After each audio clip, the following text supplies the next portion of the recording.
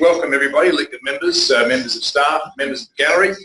I'd like to welcome you to the council meeting for Tuesday the 24th of October. It's not a Catholic ceremony, you don't need to stand. I will remind at the outset of this meeting that we have had a trial for elected members and staff not needing to stand during the meeting. The report before us tonight suggests that that trial has not been successful, and we're recommending that we stand. So I'm going to say at the start of this meeting the trial is over until that item, and then we'll have to standing before we vote on it. So just for the benefit of elected members and staff. Tell us what number that is so we're ready. Yeah, we'll work it out. In opening the meeting, we'd like to acknowledge the land we meet on today, the traditional lands of the Kaurna people, and that we respect their spiritual relationship with their country. We also acknowledge the Kaurna people as the custodians of the Adelaide region, and that their cultural heritage beliefs are still as important to the living Kaurna people today. Also read the council pledge. We seek wisdom and understanding as we face the duties of our united task, praying for the peace and prosperity of our city. Please be seated, everybody. But thanks for joining in.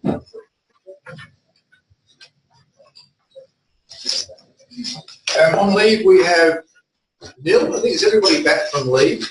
So, yeah, perfect. Apologies, Neil. Confirmation of minutes. Have someone please confirm the minutes for the council meeting, ordinary council meeting on Tuesday the 26th of September. Oh, sorry, I skipped over a conflict of interest, so I skipped that to 1.3. Does anybody wish to declare a conflict of interest item on the agenda tonight? Councillor Evans. For item 15.2, I'm a member of the Prospect Rotary Club. So I guess that would be a perceived conflict, maybe, just to declare a membership. You're not on the executive of that, yeah. So not a thank you. Any others? No? Okay, we'll move on to where I skipped ahead to, which was have someone confirm the minutes for Tuesday the 26th of September being read confirmed as a true record. Sorry, can I go back a step to the previous item about conflict of interest? So I am on the executive. Sorry. So I'm on the executive committee of the Eagles Lacrosse Club in relation to the previous item. So you're currently president? Still president? Okay. Yeah. So yeah. So that'll be shared as an actual. Yeah. Yeah. Okay. Any others? Okay. Can someone confirm the minutes, please? Councillor Lee, thank you. Good to speak to you. Do I have a seconder? Councillor Evans, good to speak to you. Any further debate? All those in favour? Against? Carried. Thank you. Mayor's report is there on pages 1 and 2. Any questions? If not, someone happy to move it? Councillor Larwood, good to speak to us. No, thanks. Seconder. Councillor Lee, good to speak to it. Any further debate? All those in favour? Against? Carried. Thank you. Verbal reports from council representatives. Are there any? No. Petitions, deputations, we have one. Now let's call forward Ms. Wendy Hughesdale, who wishes to talk to us about the Palace Nova Prospect Cinema application for liquor licence, and just while she's taking her seat here, thank you. I will, at the conclusion of this presentation, seek your leave to put forward item 18.1, which is the matter that the deputies addressed tonight. So the people in the gallery who come to that item can hear our debate on it. Use that for the records, which you're very familiar with. Could you please state your name and address? Wendy Dawn Hughesdale, 5 Azalea Street, Prospect. Thank you. You have 5 minutes, and if you could please stand. To the Mayor and elected members, thank you for agreeing to hear this deputation tonight. Now, I'm reading from this because otherwise I'll forget what I want to say. So many of the residents of Azalea and surrounding streets are long-term and bought their homes when the streets were mostly quiet and the businesses along Prospect Road on the parking or their amenity. Whilst it has not and cannot remain the same, progress, development and the desire for vibrancy need to be inextricably linked with the protection of residents and their enjoyment of their homes and their amenity. Residents have stated that they expect council first and foremost to represent their long-term interests. However, it feels like recently businesses and developers are prioritised. Before I address the liquor licence for Palace Nova Cinemas, I'd like to provide a brief background as to why we have objections to the terms of the licence. Azalea Street has changed dramatically over the last 18 months due to the popularity, operating hours and clientele of Mes Mazzy. I'm sure some of you have been there, and I keep pronouncing it wrong, but hopefully I've got it somehow correct. Mes Mazzy is a restaurant with an internal seating capacity of only 65 people, yet residents at the top half of the street have been greatly affected by the patrons. We long for Monday nights, as it is the only night we will have peace as the restaurant is closed. Summer is a nightmare. We now sleep with windows closed and with earplugs in an attempt to dull the noise. Many nights we have donned the dressing gown, stepped outside and requested patrons to quieten down, go home as they linger by cars talking loudly. This is met with a mix of apology and hostility, sometimes resulting in increased yelling, squealing tyres and honking of horns. Gotta love the public.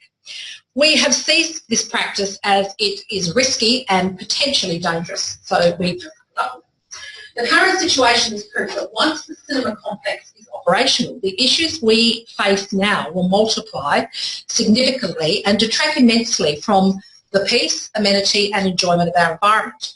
The dread of the anticipated impact has forced us and other residents in surrounding streets as well as Azalea streets to consider the options of either selling, sad but true, or spending considerable amount of money to reduce the noise penetration. As stated in our submission, attachment 5, page 127 of the agenda, the lack of on-site and off-street parking will result in Azalea Street and surrounding streets being greatly impacted by parking, increased traffic and noise. We cannot find it documented anywhere. As we can't find it documented anywhere, it's unclear what the capacity of the cinemas is intended to be, or the anticipated number of patrons and staff projected to be for peak times. The ground floor restaurants and bar will house a higher number of patrons than retail shops, and they will be competing for available parking spaces. Whilst we are not in principle opposed to the liquor licence for the Palace Nova Cinema and the on-site restaurants and bar, we are concerned with the conditions of the licence. As staff and patrons leave the venue and walk to their cars up to and after midnight, 7 days a week, possibly after consuming alcohol, the noise will be detrimental to the residents, resulting in loss of sleep and amenity. There was an assertion that up to 45 and 50% of patrons of the complex will be local, therefore walk or cycle. And we think this is a bit fanciful, really. But even if there is, they're all still going to be walking and creating noise. And of course, the whole catching public transport, well, good luck getting a bus, after 11:30. The Palace Nova application indicates the supply of liquor until 12 a.m. to be consumed no later than 1 a.m. We understand that the cinema will cease operation at 12 midnight to comply with the development application approval, but there is no evidence of an amendment to the licence application to reflect this. In the email from Palace Nova's lawyers and the recommendation to Council, there is no indication of what time prior to 12 a.m. that the sale of liquor will cease. So we've got the consumption at 12 a.m. and the sale at 12 a.m. So that's, not possible for that to work. Given it was 1 hour difference between the sale and consumption in the original application, we believe that this should be reflected in the conditions of the licence. That is, sale ceases by 11 p.m, giving people time to consume it and go home. Otherwise, sale could continue until 12 a.m, resulting in patrons leaving even later, 7 days a week. I refer to page 118 of the agenda. And request that the garage refuse collection is banned on Sundays to enable residents to enjoy one morning and a day of a small window of respite. To give residents respite from the commercial activities, we also request that hours stipulated in section 2.1 and 2.2 are amended to no activity between the hours of 9 p.m. and 9 a.m. At the moment, there's quite extended hours for refuse collection, which is very noisy. We implore Council to consider these issues in the broader context of the compounding impact of multiple licensed venues, which there will be, within this complex and along Prospect High Street. Thank you for your consideration, and just like to take this opportunity to thank Councillor Larwood for spending time to meet with us and listen to our concerns, and Councillor De Backer for responding to our email with further information. Also thanks to Scott McCluskey, who has been extremely responsive and cooperative with our inquiries. Thank you. Just resume your seat, just give me a Yes, second. yes. I'll ask the listeners if they've got any questions. Are there any questions? As I know there's been a lot of correspondence, so some of your questions may have been answered. Councillor Barnett. Yes, because just purposing, I had asked for some information, and that may be explained later. But are you aware that is now till 12? Yes, I've said that. Yeah. Yes, but the serving of liquor was 12. There are other regulations, I understand, about serving of liquor, which may be explained. I can't read my email out because I'm only allowed to question. Yes, that's right. So there is further information to come, perhaps. And so what time, knowing the reality of things, what time would you prefer if it's not 12? I mean, apart from nothing. I know it's not reasonable to expect a night that they're closed. That's not how business runs. But sorry, very sorry. Stand together. Stand together, yes. And then I'll be right. Well, I would say if it's going to be a 12 p.m. close, because that is what the development application or conditions of approval states, then the serving of liquor surely has to stop earlier than that to allow people to consume and leave. Otherwise, the whole centre is going to be open longer. Yes. And can I add to that, or do I just have to answer that question? I need to answer that question. Yeah, thank you for your question. So I'm still unclear about 11. Would 11:30? I guess anything would be better that you can get some. So 11:30, would that be a possibility? I'm just trying to get some information here. What alternate hours would you prefer? Well, I would say as long as it's time enough for people to stop consuming their liquor and leave at a reasonable time so that the centre is closed by 12, which is their conditions of approval anyway, which means with all of their cars are leaving, 12 o'clock is going to be an impost anyway, but it's better than 1 a.m. So I would say that as long as the liquor stops being sold at a particular time, and that's a condition of the licence. Any further questions from elected members? Councillor Stan. I mean, you mentioned there was a restaurant up the end of the road that might be a crazy name. Can you remember? Mazzy. Are you aware of what their current licensing conditions are as to what time they have to stop serving liquor and what time people then go? Is their establishment something that we could use as a reference? Please don't, because their licence, somehow they put in an extension to their licence last year. We weren't notified of that, and we're 3 houses away, and they can't sell liquor between 6 a.m. and, no, wrong way round, 2 a.m. and 6 a.m. They're able to be open and sell alcohol till 2 a.m. inside the restaurant. Out on the street, they can sell alcohol. I don't know how that got through, but they can sell alcohol on the street until 10 p.m. Tuesday to Thursday, I think, and then Thursday to Sunday till 11 p.m. on the street. So just a follow-up, so from your experience, if the liquor licence stops serving alcohol at a certain time, things get a bit fuzzy and it seems to overspill. Definitely. We've had it on a Friday night a lot during summer.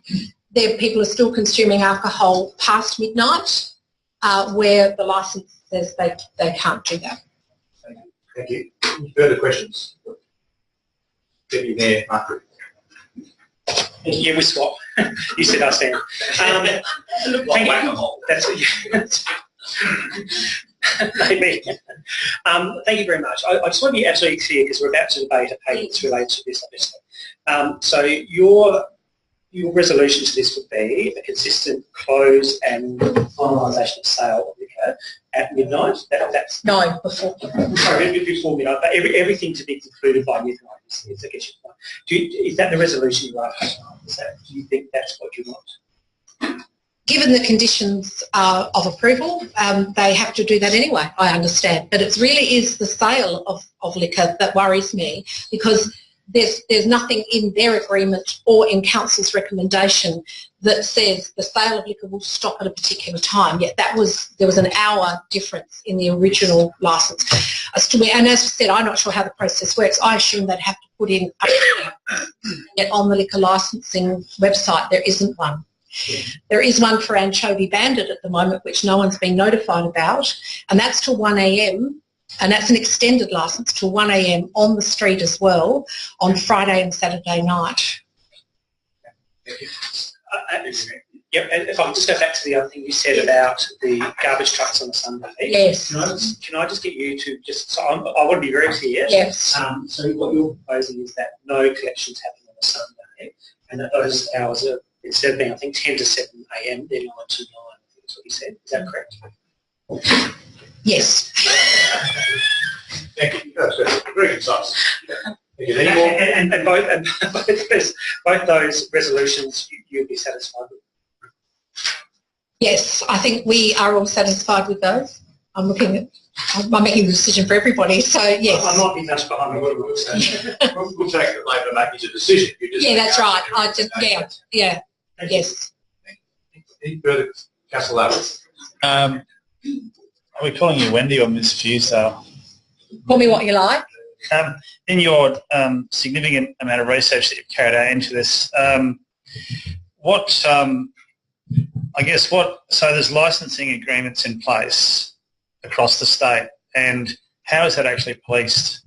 And is there a lot of evidence that it is actually policed successfully, so that with whatever is agreed to is adhered to, and if it's not, what are the ramifications and what tools or what's available to ensure that people comply? Question to the Deputy. Yes. Right. There's several options for residents to complain. They can complain to the liquor licensing court, but they have to get 10 resident signatures, local resident signatures. What we did discover too, that in council's liquor licensing policy, that if the residents complain about breaches of that liquor licence or issues to do with noise on the street, and they complain to council, council has to investigate that in view of the liquor licence and maybe recommend that to the liquor licensing court, I think that's correct, for there to be a review of that. We've complained several times about the behaviour of MES as a clientele and about the parking and traffic issues, and we've been told that it's a SAPOL matter for noise. And that there's nothing council can do. So there's a bit, we're going to actually put a separate letter to elected members and to council regarding the liquor licensing policy, and also the consultation when a new liquor licence is advertised.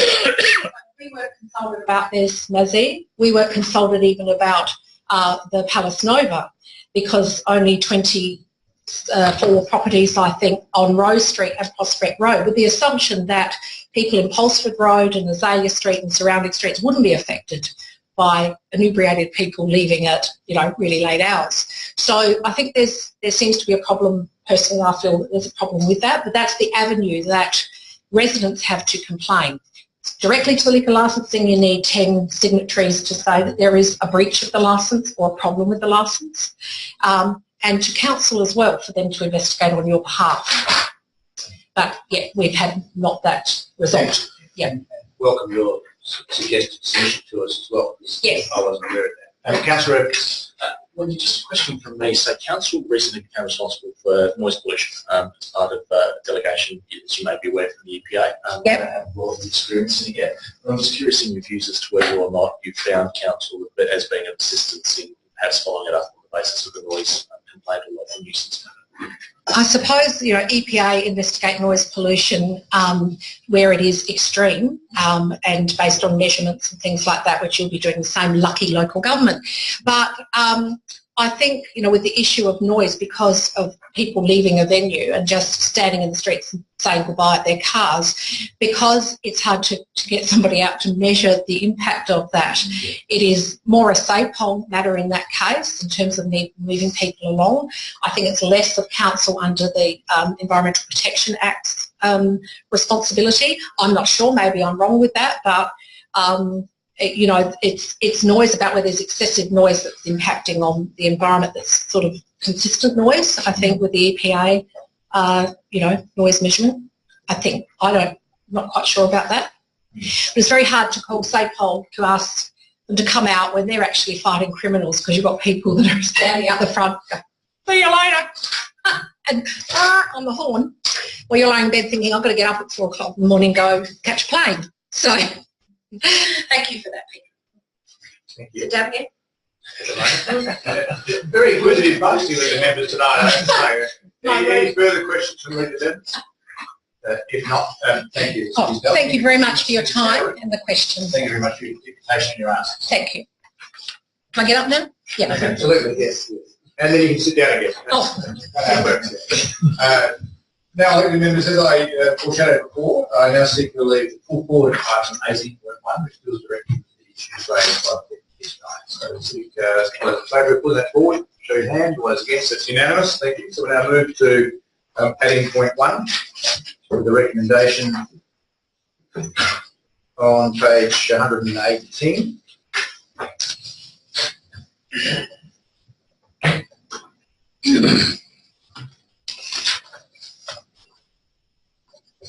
And it might be helpful if I could just start with 2 questions from the chair in response to issues raised by the deputy, which wasn't appropriate to ask the CEO or somebody. I wasn't aware that we had complaints from people on the zoning street. Are you aware we've had some of the record of those? Through the chair, none have come through to the planning team, but they may have come through to our team. So on the face of it, I couldn't answer that. Okay, so we've got the foreshadowed general business item that Councillor Lowell will raise us for a report on what's come through as a complaint. So it would be healthy for us to be aware of that. And the second issue raised was that Ms. Muzzy's licence being extended beyond our standard template. My understanding is that we delegated approval where they were within the standard template, but where they were beyond that, that came to council. So are you aware of the licence extension by Ms. Muzzy? Has that come through the planning team at all? Through the chair, I couldn't confirm that it hasn't, but I'd need to take on notice to check. It sounds like news to you as well. It is news to me. That's not to say that it hasn't happened. It hasn't been processed, but it is news to me. Okay, right. So maybe you can give us some information about that too. Right, in case you're wondering the answers to those 2 things as well, I thought I'd ask them up front. The report's before us on page 117, the recommendation on page 118, but there may be some brief questions beforehand, just following up the deputy. I'd take those questions. Councillor Harris. Just the first question, is someone here from the establishment to answer any of the questions that got raised? CEO, is anyone here from Alice Nova Group? I don't think so. Thank you. Councillor Lee. Just a question through the chair about liquor licensing from 10 a.m. to 12 a.m. I thought that always meant that alcohol had to be consumed on those premises by that time, but that doesn't seem to be the case. Could someone clarify that as to what it actually means? CEO, that is correct. So a liquor licence provides the ability for a premise to serve alcohol. It must be consumed within those hours. I think one of the issues is then policing. Quite clearly, it's been raised that the policing of that is an area that there's some difficulty. But if you have a licence and it concludes at 12 a.m. or 12 midnight, then patrons are required to conclude drinking at that time. We'll leave it behind, I presume. Yes. Yeah. Okay. Maybe a couple other hands. Councillor Barnett, get him in group as well. Barnett, come in. All right. Yes, because I had raised those issues and had got that information, so I'm glad we're now clear that the alcohol has to be consumed, or to say left, before if it was 12 a.m. It has to be consumed, and apparently that needs to be managed by the licensees. They have their obligations under the licence and council planning approval. But as we all know, and as residents have described, so now under the changed rules, under the changed rules, or council now has more obligations under the EPA. So who can clarify what exactly are council's obligations now in regard to this sort of question? The nuisance issues like CEO, address that. Thank you very much for the question. We will investigate that underneath the Nuisance Act. One of the issues is the liquor licensing jurisdiction is independent of those acts, and as you know, we've got many acts that we need to deliver on. So we need to provide some further information to you in relation to the role of the Liquor Licensing Commission. Clearly, complaints can be made to the Liquor Licensing Commission, but their resourcing in relation to following this up is obviously a question for us. And then in terms of the role of our general inspectors in terms of following it up and the resourcing to do that at midnight is clearly something that we need to investigate. Thank you. Thank you. Keep me brief. Thank you. Just two brief questions. The first is in relation to our authority to maybe could I suggest making an amendment to the recommendation to the Liquor Licensing Commissioner. So if we were to, if there was a shadowed amendment that said something along the lines of changing the hours or changing the days in which garbage can be done, is that within our authority? I just want to make sure it's not with the worries, so can we actually do that? My understanding is we can make whatever recommendation we want, but we're not the authority. So CEO, am I correct? Or director?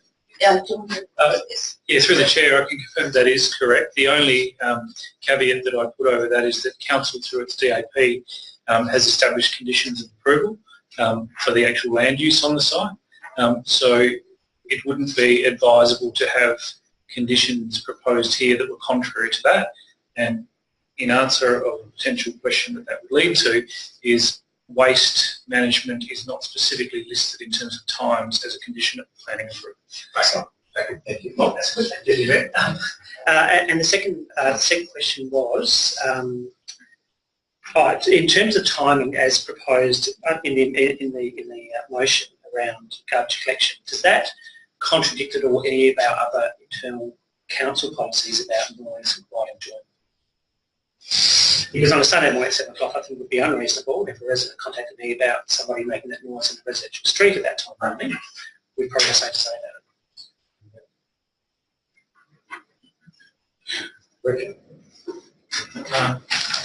Mr. Chair, I can't think of a specific policy or bylaw that would refer to noise on Sunday morning.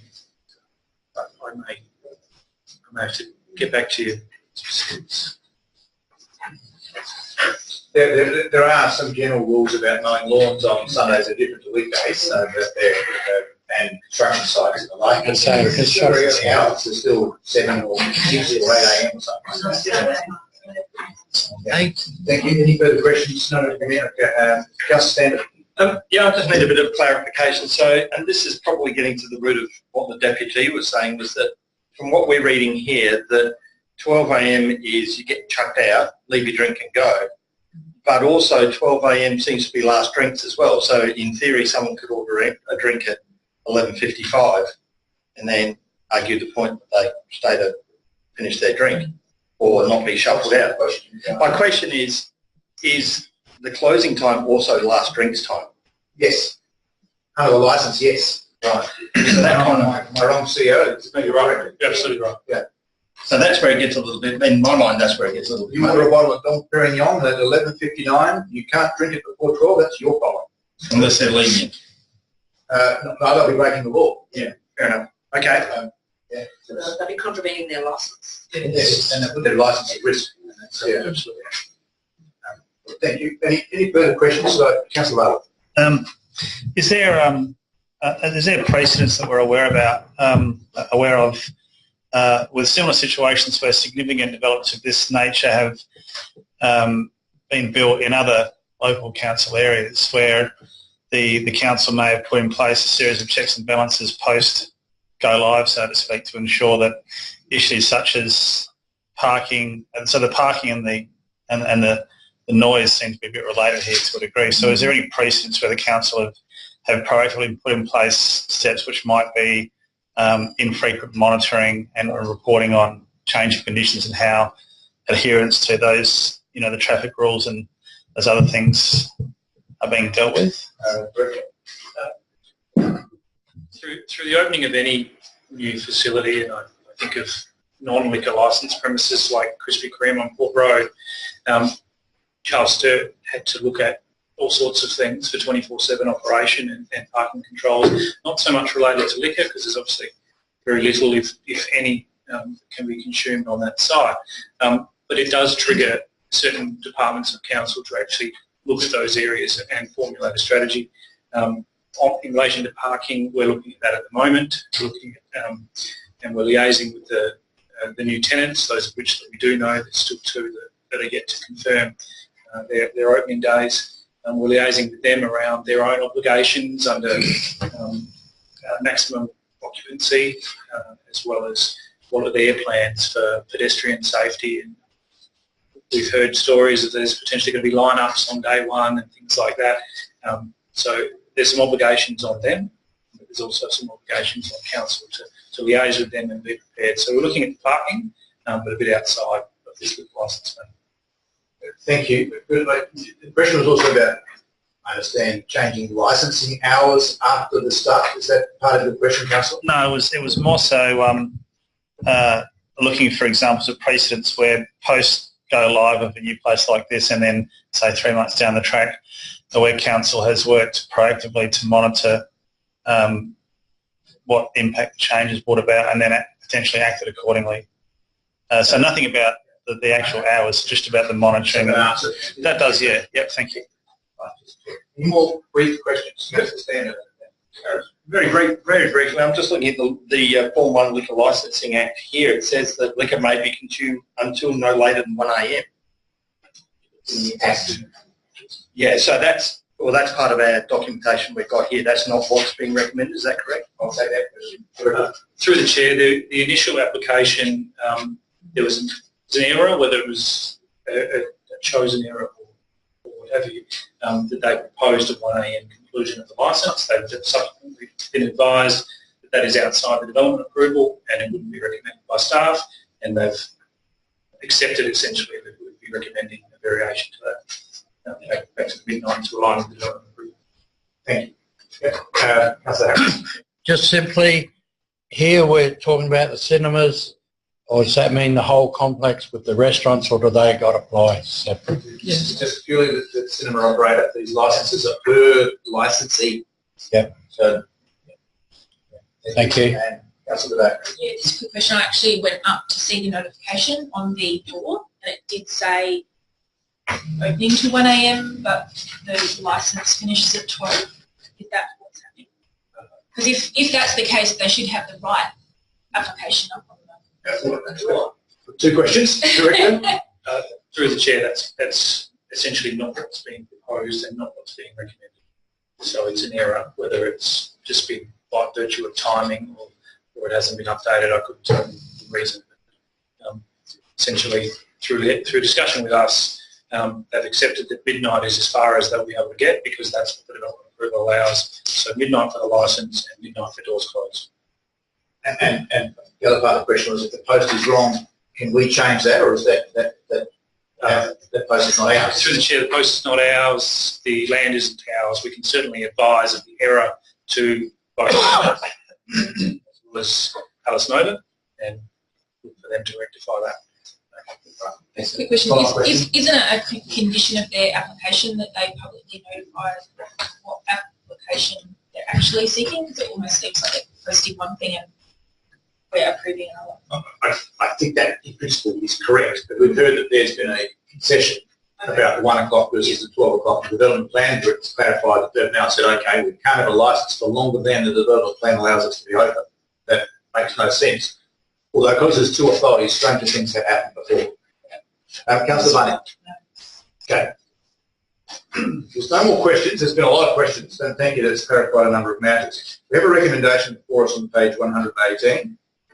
In terms of how we proceed here, it's always good to have someone move that, second it, get on the floor. I'm sure there might be some tweaking around it, but obviously a bit of work's gone into getting us to this point, and this is what the staff have recommended. So, someone happy to move it in its current form.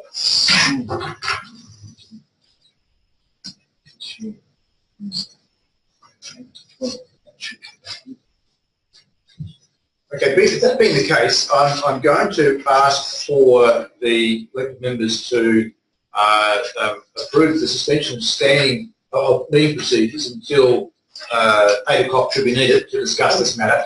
And then I think we just need to have a bit of a chat about what happens if we do nothing and how the real world works, and if there are alternatives, that'll give us a chance to discuss alternatives. Okay? So people are happy to suspend any proceedings until 8 o'clock to be needed, or as a favour, against, that is now carried and the procedures are now suspended and you don't need to stand, which is one thing.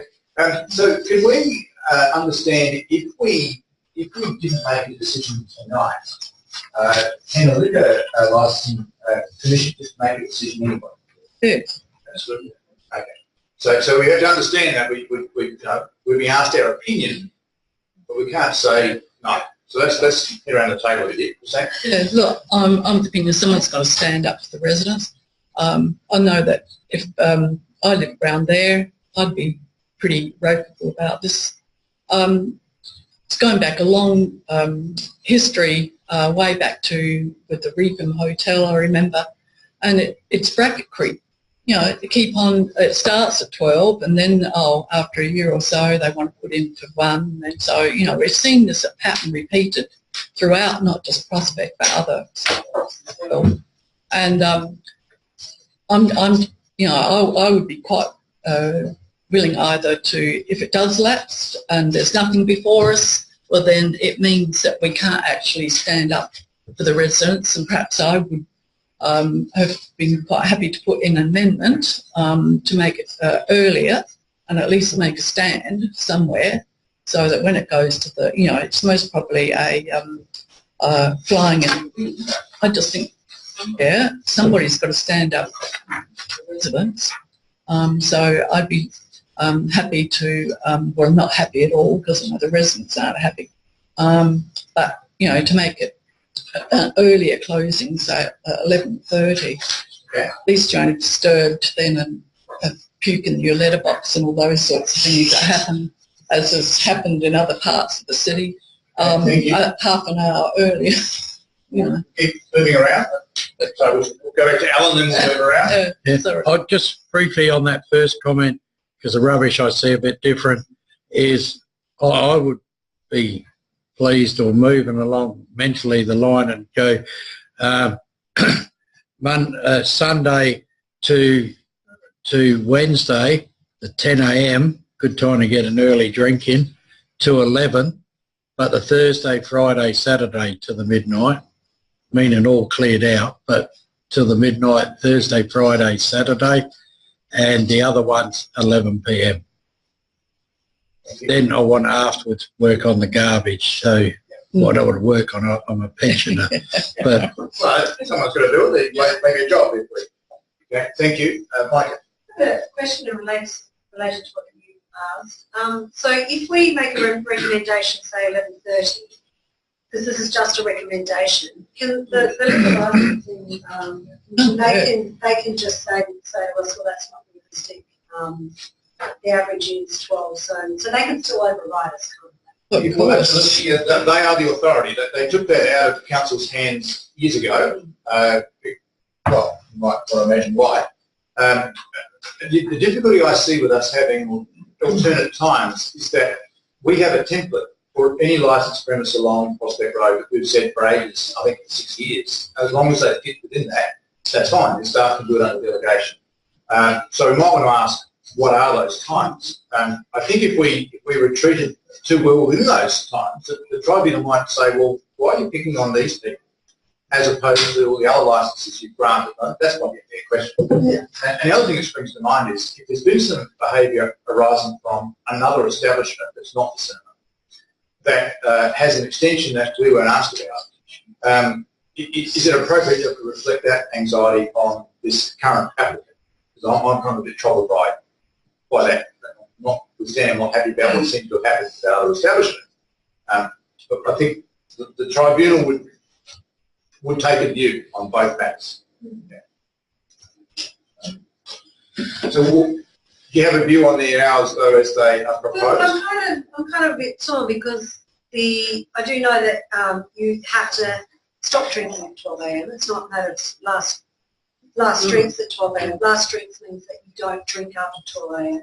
I am very much aware, having been on that, I know that every other establishment on the street, we've had till 12 a.m.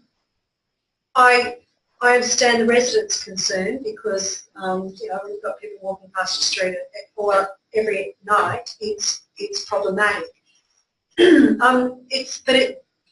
I guess if it was a hotel, I would be like really desperate to change something. But it's a cinema, and so I'm not quite sure about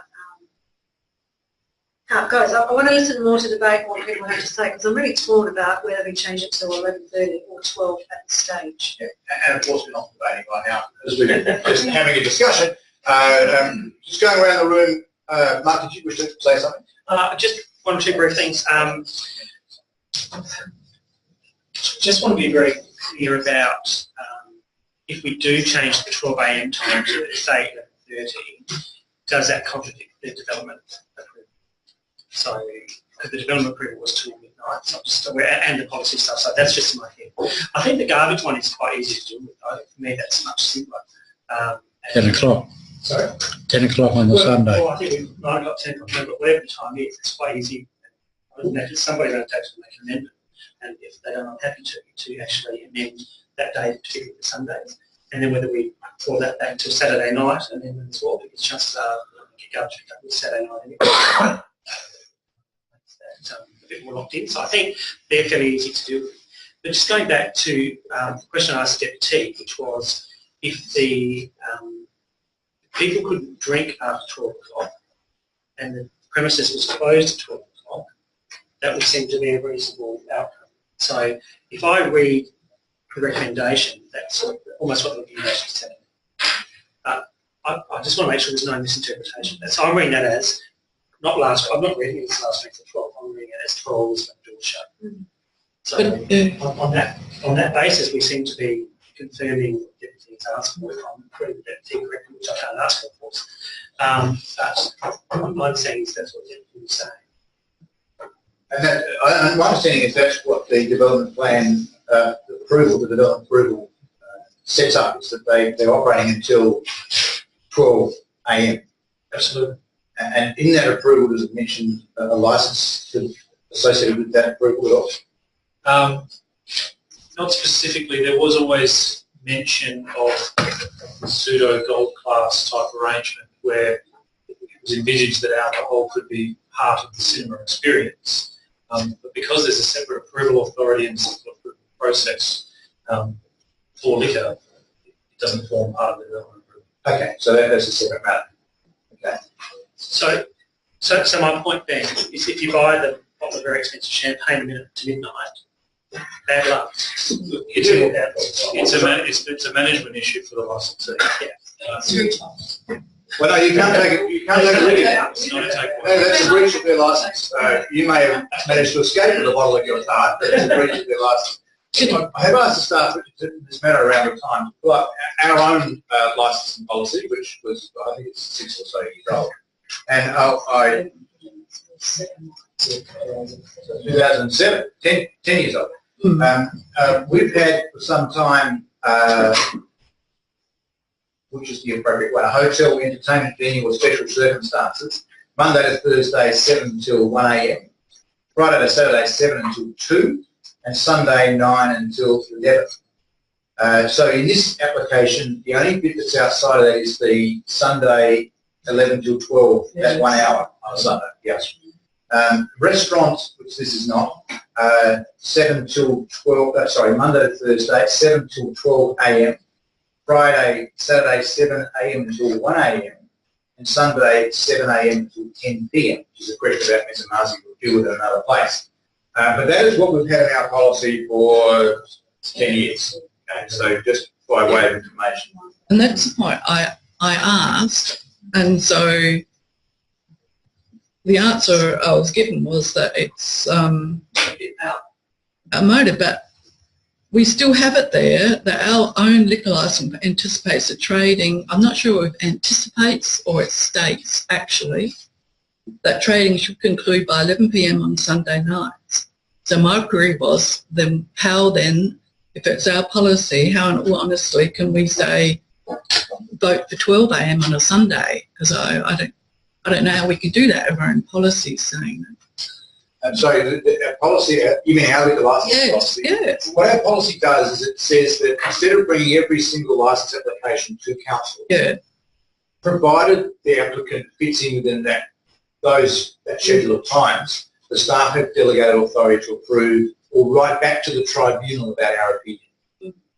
Where they want to go beyond it, it has to come to full council. So this is before us only because they're going that 1 hour extra on the Sunday night. Otherwise, staff would have had delegated authority to approve it till 12 a.m. every night of the week and 11 p.m. on Sunday. So I've got that a bit cleared up. But while it's still in my brain and while it's still relevant, is that the problem is that they may have to close at 12, but they're still there cleaning up, tidying up, got the air conditioner on going while the staff are still tidying up. So, you know, it's not like everything just stops dead at 12. Well, I'm not sure that's different anywhere, but the director is here to comment on that, and I'll go back to going around the table. There's nothing under the planning consent that then talks about, you know, defining pack up and clean up, having a requirement. It's essentially access to public is restricted by hours of operation. If there's 5 staff or 50 staff that are doing a tidy up for 30 minutes or an hour or whatever it is, that's anticipated because that's not trading. That's not trading. That's a disturbing the peace issue, which is a noise pollution issue, which usually comes back to clanking the bottles and cans. What we normally, that's where it pops up, is why there's a waste thing attached to the liquor licensing opinion. That's they normally go hand in hand for that very, very reason. Mark, do you have anything more? No, not. Okay. So I think there's some work we can do around the garbage and refuse clauses, particularly on Sunday. 9 a.m. to 9 p.m. or whatever the times are, particularly on the Sunday seems very sensible. So, there's some definite amendments that could be made on that part too. On part 1, it's probably time to revisit our policy, I think, as well, and maybe shed some light on the need for a review of that policy. As it currently stands, we would be suggesting that Ms. Mazi can trade and sell alcohol until 2 a.m, but the cinema can't until midnight or can trade up to midnight. So there's some real inconsistency. Just sorry to jump in, no, till 1 a.m. Till 1 a.m. On Fridays and Saturdays only. For Ms. Mazi. From a restaurant. Okay. What's Ms. Mazi? A restaurant. So all our policy says if Ms. Mazi applied to go to 1 a.m, the staff could write back to the tribunal saying that fits within our policy. If they're selling liquor till 2 a.m, which was what the deputy said, that's outside our policy and it should have come to a full council meeting. So we'll go and find out what happened with that. So I guess regardless, if you're making a decision tonight, we've got some inconsistencies between who's trading at what times, and if a restaurant was able to trade longer than what the trade for, that currently, from a policy perspective, makes a lot of sense. Midnight is when the cinema closes, so I guess there's a question around making sure that that's enforced. In terms of the liquor licence, in terms of whether that allows to go up to midnight, it seems a bit nonsensical if the idea is that the cinema closes at midnight. But if that's the advice and if that's our policy, it's about being consistent, I guess, with the view that the cinema does close at midnight. It doesn't extend on to 1 a.m. if there aren't these scope crests at reported. So where my head's at is there's definitely a member around the garbage and refuse. Interested in hearing more about the debate around this time. Certainly keen to see a policy review on it. And I guess we could use the cinema closes at midnight. If that's what they're approved to do, that's it would seem silly for that. They're not to be able to trade. Thank you. If you've got any opinion we want about the liquor licensing hours, just be aware that tribunals the authority, and we look like we're being kind of Luddites, they'll just forget us. But if we, for instance, went back and said, we've got a framework which says 8 to 11 p.m. on Sundays, it's worked very well for us for 10 years, we'd be perfectly entitled to make that as our opinion, just to help your thinking on it. I think I have that framework for you. If I take you back to the Form 1, it is page 124, and this is the one that was amended. So it says here, way down the page, it says liquor may be consumed no later than 1 a.m. Now, Nathan has said that that's been brought back to 12. Now, if you go up to the first dot point, it actually, there's a second part to this form. It says to sell liquor for the consumption up to midnight. So they're saying they sell it to midnight and then it has to be consumed by 1 a.m. So there's 2 parts to it. That's changed. Correct. So if that's been moved back to 12, if they've moved that back to 12, by logically, we'd forgotten to move the other part back to 11. So there was already provision for a staggered, one we stop selling at 12 and you have to consume it by 1. So that provision is all in it. We just need to roll the two back concurrently. Just be careful with using that as a precedent in that it was one application potentially written in error.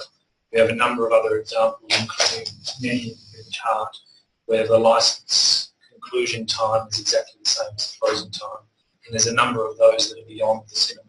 But they seem to be happy here, from what I'm getting, they seem to be happy to have this staggered timing of selling and consumption.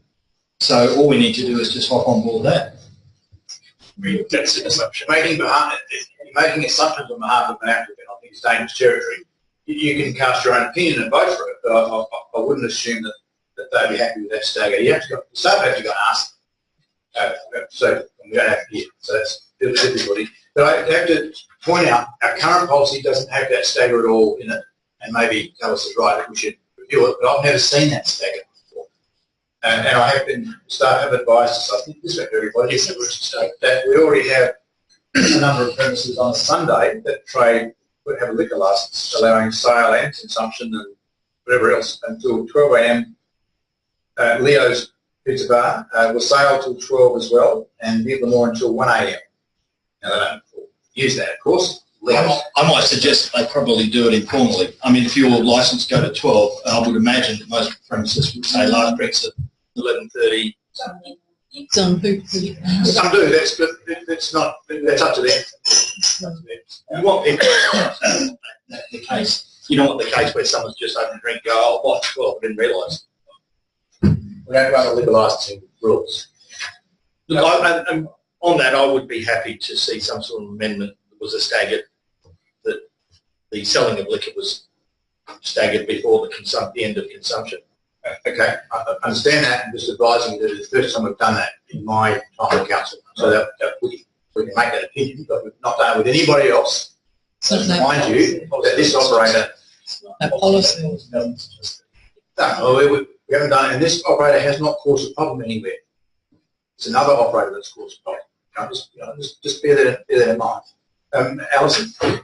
Yeah, and my questions to that, I think we do have a policy, and I don't know what our standing would be if we tried to enforce a staggered approach, even though that's desirable. But they would look at those two and say the same thing. Why are we? They may, I don't know. So, look, but the other thing that I was concerned about was the rubbish, because this is one application for the cinema. There are other applications going forward, and the management of the bins, I'd imagine that is attached to each separate licence, whereas is the waste management for the complex? Look, we need to check with the Maris Group or whoever takes carriage of the site in total once it's up and running to determine that. But there'd be nothing to stop the council suggesting we put similar conditions on all licensees or potential licensees in that building to further reinforce the idea of one bin pickup for all the tenancies at the same time within prescribed hours. With our own rubbish pickup, which allow drivers they can't start till 7. Yes, See? I think so. It's 7. The first pickup is 7. Supposed to be 7. Some of Off the main road. We're not supposed to be on this. You can't turn into the side street before 7. Well, I get that thing. So, and the development approval, does that have any conditions at all from memory about waste collection? Not from memory about times of waste collection. Yeah, thank you. Anything further, Alison? Look, I mean, I think it's just mindful to say this is one of potentially, 3 or 4 in that vicinity. And I think it's really important as well for people in the gallery to realise that you can, make a complaint any time of day or night. The local services app is great on your phone. And it's got, you can use photos and things, and that you can send it through to the council. Because I think one of the things we need to inform our policies is what kind of complaints do we get. So it's Let the CEO go find out if front desk could be getting complaints, but they haven't been handed through. Yeah, so I don't know how the information is collected. You can't. Sorry, Matt. Yeah, a couple of points. There was a comment made in the presentation around the narrowness of the consultation requirements. I think they were talking about. I'm not sure whether it's distance or whether it's or how that's actually worked out. So it seems to have only been carried out with regards to people living on Prospect Road. Is that correct? Is that accurate or is that inaccurate? Through the chair, the language used in the policy talks about adjacent property owner. An adjacent property owner has a legal definition under the Development Act, so we've followed those descriptions, which is around about 60 metres, but there are some constraints in terms of whether you're across a road or 2 doors down and things like that, but it's not just Prospect Road that would receive it as an adjacent or an adjoining property owner. So do we think that's suitable for a construction or a development of this scale? Do we think that that is a suitable sample size or radiation out from that centre point of opinions? If you're talking about people who live at number 4 or number 5 Azalea Street, which is not far away, not falling into that pool of consultation, are we comfortable with that, or are we uncomfortable with that? I can't answer whether we're comfortable with it, but I can give some validation as to why it's used. If a development application is a Category 2 form of development, which this application was, it goes to adjoining residents or adjoining property owners for the full issues of building height, setback, hours of operation, etc. And that went to the 60-metre arc, essentially. So the policy of liquor licence has followed, I guess, that precedent. That if you're an adjoining residence from a development point of view, 60 metres is what's prescribed by the state. So if you're an adjoining residence from a liquor licence point of view, the council in 2012, what actually the policy was done, decided that that was a fair. The land use or the liquor may have similar. The two quite different things though, really, aren't they? The first one is around things like overshadowing and those other sorts of issues around a development coming up into the sky, and then the second one would seem to me to have a different sort of impact on a different range of people. I think it's our policy, and we can change our policy when we want to, and in a call informally to do so, and I think that'll be the time we should do it. Okay. And a sensible thing to do, and maybe we need some ability to say this is an appropriate distance for a licence that's entirely contained within the building, as in this one. We've got no outdoor area for the cinema. But something that wants to spill out onto the street, for instance, an outdoor dining that's licensed, one of those licenses, that might have a broader call to the public to say, what do you think? Yeah. We might need to discuss some. So I'd be happy to have a look at that as part of that review. Yeah. I think the next point I was going to make also, which is my last point, in case you're wondering, I'm not sure I'll get it done in a minute, especially if I don't get on with it, I'm personally interested in the concept of the change management around something like this and what we as a council are prepared to do, because there's no doubt that this will happen again and possibly again, maybe not to this degree, but it will no doubt will happen along our corridors, particularly Prospect Road is the current one where this sort of development might happen. And so, you know, I don't want to use the word policing, but ensuring that the terms of the liquor licence are enforced, maybe not our role, but looking at the impact on the people who live around there every couple of months and actually being proactive about it and doing some surveying and doing some monitoring and just, and I don't want to come up with what we're going to do now, but I'd like to suggest that as part of that review, we look at whether there's anything more we can do to put some things in place to say this is what we'll do on behalf of the community because we see it as our responsibility to do it, and other people have got their own set of responsibilities, and I think if you can't necessarily change the situation 100% to what you'd like it to be, at least you can have the confidence that you're going to be supported by us in this instance to ensure that the impact of this is sort of contained as much as possible. Thank you. That is a comment. I'm going to pull us back in the formal session. I'm going to ask if somebody wishes to move it in its current form. If not, then I'll seek your indulgence to go back out of session again to arrive at some form of consensus about what we may be able to actually formally move.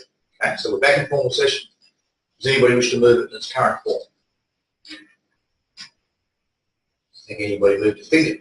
Okay, that'll take it as a no, so we'll seek indulgence to suspend meeting procedures until 8:15 should we need it. All those in favour? Against, it is carried. We had a couple of suggestions. One I posed was that we say we're happy with the licence conditions as per our policy, which drops Sunday back by 1 hour. And I just pitched that on to our decision. But is anybody comfortable with that or have an alternative to that? The danger about when you're moving to line with our policy when we actually increase the liquor license to 2 a.m. No, this is not a, nothing in our things is 2 a.m. Special circumstances. Ah, sorry. Friday to Saturday 2 a.m. That's not desirable.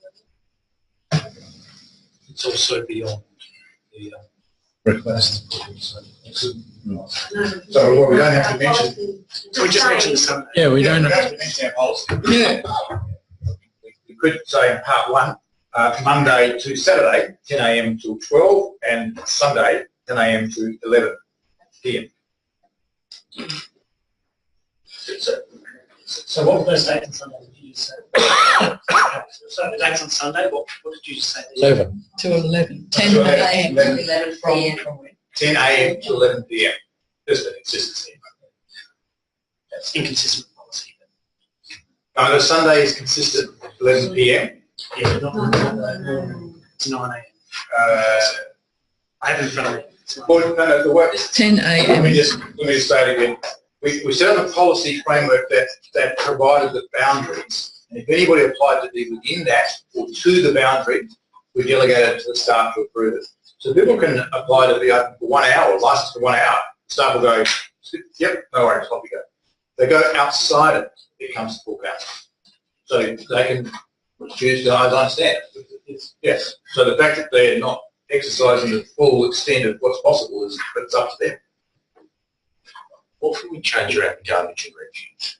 Hang on, can I just get some kind of feel about that proposal? Has anybody got an alternative they want to put up? I'm just to move through it, suggesting Monday to Saturday, 10 to 12, Sunday, 10 to 11 p.m. Well, So I didn't move that simply because that's what we can do. We can't change it to 10 till 10 or 10 till 9 because we have our own policies that say 10 to 11. And I moved that I wouldn't even mention the Monday to Saturday because it fits into our planning thing, and that's all they've asked for, like the midday. That's right. They haven't asked it, so my comments would be around the Sunday. Okay.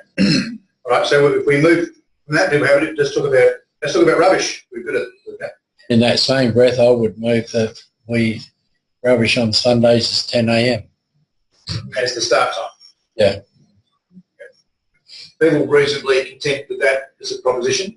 Okay. Thank you. So that's part 2, part 1. No garbage or refuse to be moved between the hours of 10 p.m. and 7 a.m. the following morning, except for Sundays, which there should be no activity. Someone be...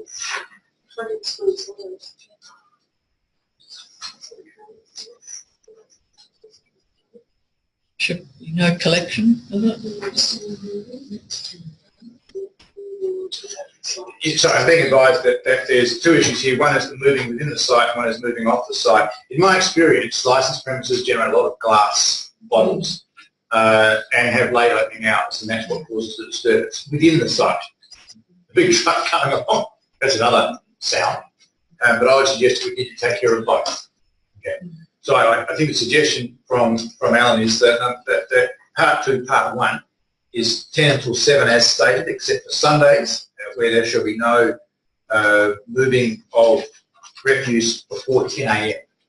within the site. And part 2, not to be collected by waste or similar operators between the hours of 10 a.m. and 7 a.m. The following morning, except for Sundays, which shall be not before 10 a.m. I've got someone picking rubbish up on Sunday. anybody, well, we could say no Sundays at all. Just with that, I don't know anything about the EHAR, but they have requirements for refuse collection. For health and safety. I don't know anything about it. I guess the only management issue for those who are running the site, Saturday night might be their busiest, and there may be more waste hanging around for that period of time. So first of all, people are happy with 10 a.m. Sundays for moving it inside? Yeah, okay. And then let's talk about moving it from the site and away. Sorry, no, are we out of session? Out of session. So is 2.1, I understand what that says, and thinking about what that means that people have got to take the cinema and whoever have got to take rubbish out of rubbish bins, and they've got to keep it somewhere within their premises if it's after 10 o'clock, which means storing bags of rubbish somewhere until at least, say, 10 o'clock the next morning. Is that in line with what typically happens? Well, we're saying here they've got to keep it inside until 7 a.m. Yeah, but if they're not shutting till 12 o'clock and after 10 o'clock they can't really do any cleaning up or do anything on those lines except if they want to take the rubbish out of a bin and store it somewhere else and then go and...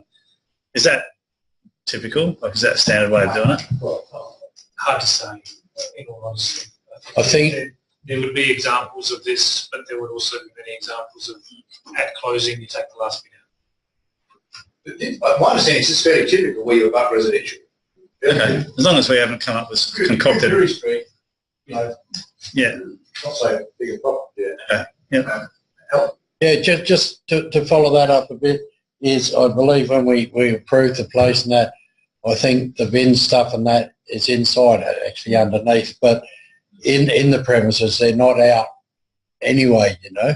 And if we can do this, I think it's a very important thing because at my house on the other side of Main North Road at the school, and the teacher's not here now, but at the school, they empty our big bins at 3 a.m. And most of these big trucks that come and pick up the stuff do it at those sort of times, particularly in the summer. So a restriction like that would be a vast benefit. If they don't even know now, they will know. It will be a vast benefit if we can get that for the actual residents. Okay. Yeah. It won't be 7 o'clock that they come. It could be if it's on the run, but generally the fact it wouldn't be, and you could be looking then in earlier hours doing so. I think by doing the 10 will be very beneficial. I wasn't arguing against it. I was just clarifying whether this was a standard practice or something that we concocted. Okay, can we just move our minds to part two, which is where we're moving it from the site. What we have up on the screen in front of you is to not have it removed from the site before 10 a.m. Are you content with that? Or? Yeah. Yeah, so part two is from outside. So we'll just add the extra words to make it really clear what we mean with part two, as well as we just... I probably should say Sunday morning because you've just previously said following morning except for Sunday. Is there any chance that's misinterpreted? Well, that's why I've added the words in part one. You see that's made it really clear, except for Sunday, where no garbage or refuse that needs to be moved inside or outside before 10 a.m. I should say that has first been true. Well, I should say except for Sunday. I should say Sunday morning. Does that might mean that that's okay, but you can't do it on Monday? Sorry, it could be misinterpreted. Yeah, and then do the same for part two. Yes. Yep, so we'll just get that tidied up. So just moving through that again, part one, Monday to Sunday, 10 to 12, Sunday, 10 to 11 p.m.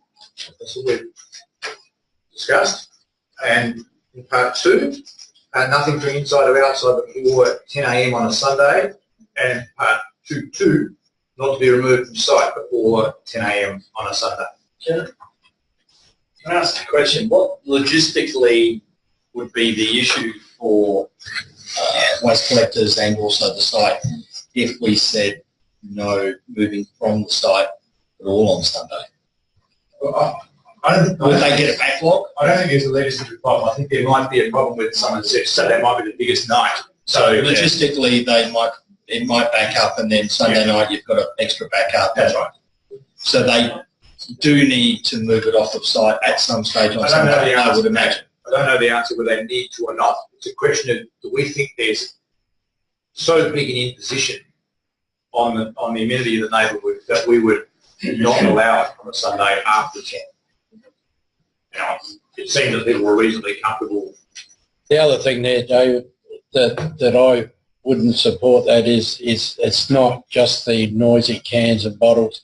People could be using food stuff, leftover food stuff, and in the winter it might be all right. In the summer, you start to build it up. So logistically, it could get into Health-wise, A prawn and glass of wine deal yeah, might make it a nice Sunday. Might only happen once.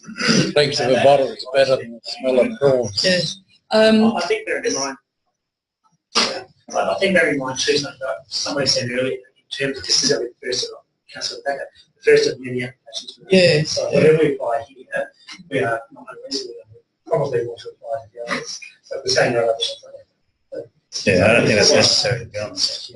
Oh, that was going to be my query is this going to not get in the way of what we discussed earlier, that staff, we might be having discussion when they're all settled, you know, all complex, and for them to have, you know, a collection all at sort of one time, or to do something. So is this still, if we set this in train now for this, that's not going to preclude any other discussion for the whole complex? But do we still want this to stand for the whole complex as well?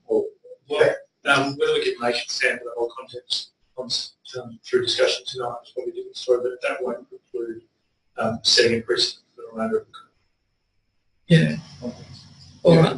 Technically, this doesn't set a precedent for the other licence applications. They're all standalone. So, yeah. And if we haven't included these hours in our development approval, then each is on its own merits, and currently it's unrestricted if there's no condition of our, other than our 7 a.m. or our noise over the boundary EPA noise rule. Yeah. So we're clear. Yeah, just so we're clear. But I can imagine that the staff pay a lot of attention to what's been said tonight in the dissertation tonight, and would be saying to any other licence application also, you might want to understand what happened here. So I think it will act like a precedent, even though technically it can't. Quickly, this is the garbage is probably easier to adjust later than a licensing condition too. Slightly, but not. This is tied to the liquor licensing tribunal decision, so that's it. It's not as easy as you'd like, but council may be able to have some discussions, which could be an arrangement to be entered into If it was horribly wrong in practice. It's a bit tricky, right? Because if there's a premise on the site that collects a lot of glassware but doesn't have a liquor license, they're currently unrestricted, and they can move that in, right? Energy waste, they can't get them. Okay, yeah. This is tied to the liquor licence. Yes, okay. That's right. Yeah. I'm going to pull us back into session soon, but before I do, thank you for your indulgence, members of the gallery. You clearly see it's a difficult issue to work through when we're working outside of what's been recommended to us. It's quite tricky for us to do that in a way which can stand up lawfully as a decision that we've made. So thank you for listening to us. I'm now going to pull us back into session and ask if somebody wishes to move what's on the screen, not in the papers. Councillor Harris, you wish to speak? Hopefully it hasn't changed. I'd like to move the motion that's before us on the board, and after the lengthy discussion we had and the current policies we already have and are going to now look future into it and see where we go. I'm moving it in mentally working on the fact that there will be other premises within this complex and surrounding areas that we should also take on board when we're moving in the way of the liquor licence. And while I personally don't think you need to you know, blow the top off a stubby while you're watching a picture. Not everyone else is the same. So good luck that they can have it, particularly if they're going to have a goal path set up that involves that sort of thing. But it also gives those residents at least a chance when they come home, they might get a bit of a sleep in before the morning. The one I get very concerned with is the rubbish one, and it's always been a problem. It's been a problem, not just rubbish, but industrial type working in a suburb on a Sunday, and that's either with their housing and all this sort of stuff that happens around.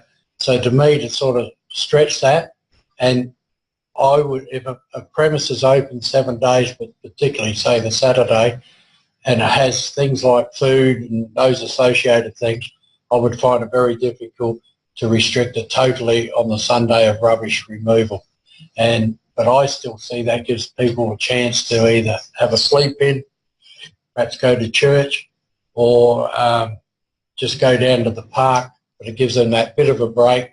And generally the removal of rubbish from this sort of premises on a Sunday would be a one-off where the truck comes, big one that comes in, and you'll get your beep, beep, beep, beep up and down the street, and you'll have that thing, but within a half an hour it should be out of the way. So while not being happy when something upsets residents, I feel with the laws we got, I'm happy to move that as it is.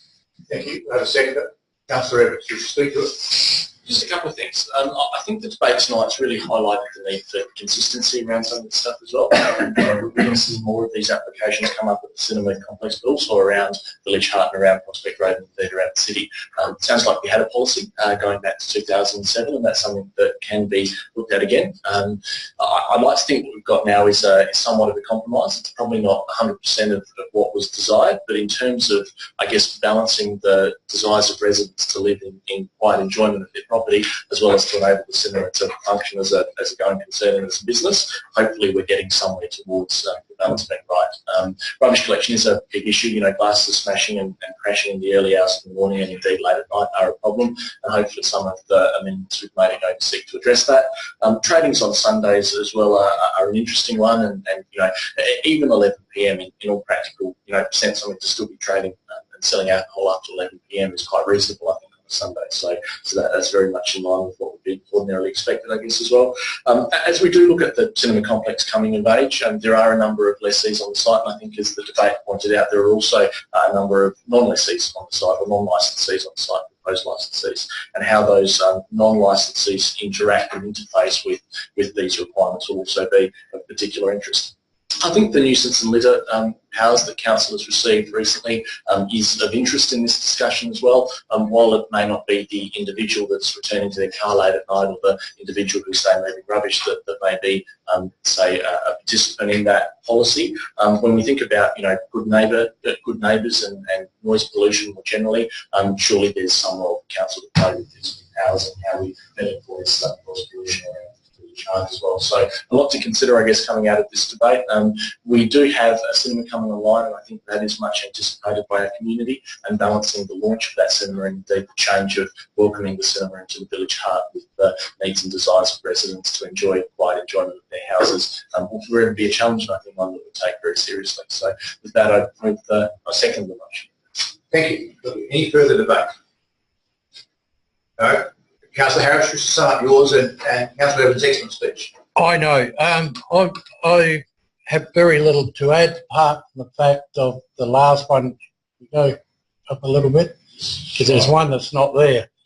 And I think that's a beautiful note at the being out of respect of our neighbours. Please leave these premises as quietly as possible. I think that will make a vast difference to someone that's been drinking. And unfortunately, and we can't use the words that should also be in there, please use the toilet before you leave the building.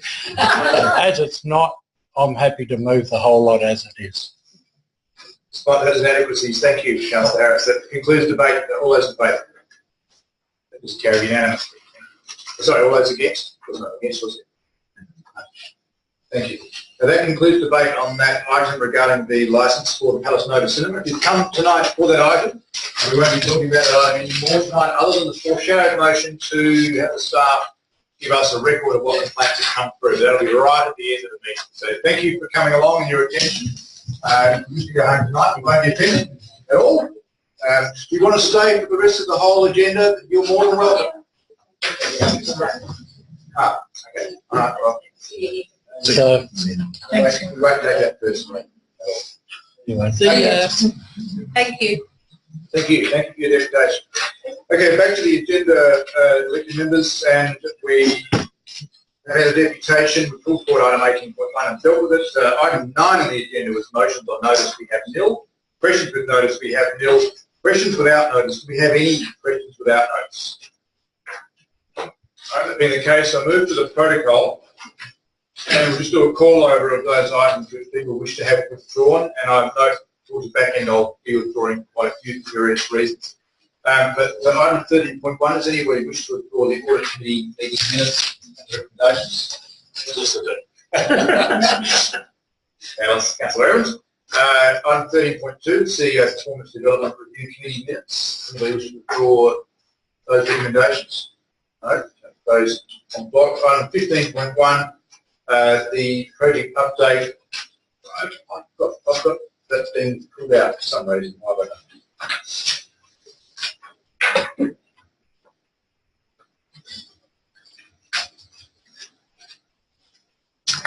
Right, I'll pull it out and let you know when I get there. 15.2, the annual community grants program. Councillor Harris wishes to draw that one. Item 15.3, the concept design for endorsement, I will withdraw because there's some changed wording on that recommendation, and I intend to suspend meeting procedures to allow a bit of discussion.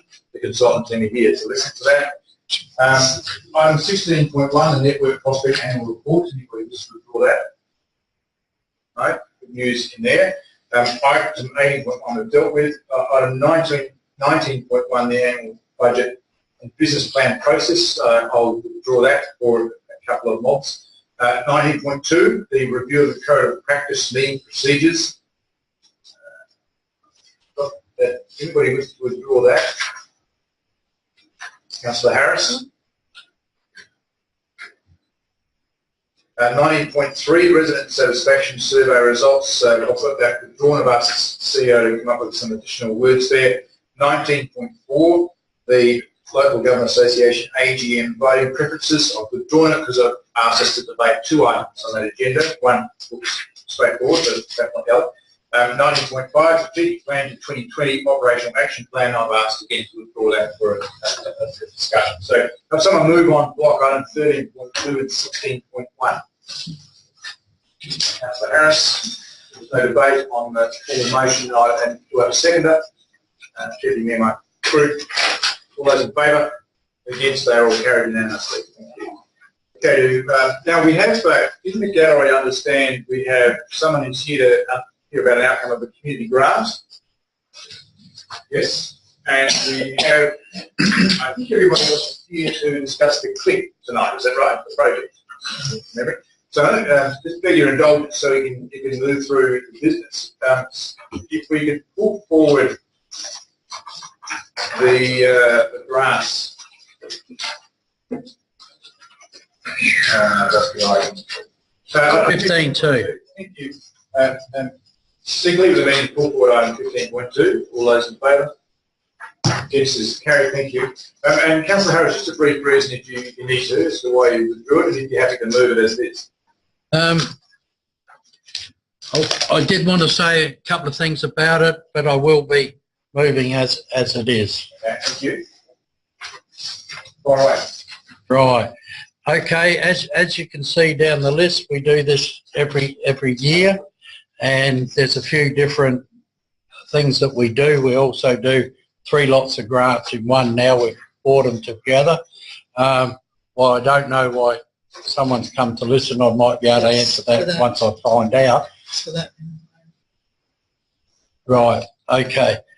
Look, I really got up to say about this particular one and this particular year, and it might be a little bit strange, but I did want to mention 4 other councils, Port Adelaide, Enfield, and the other 3 were on a list, and I haven't got them in front of me.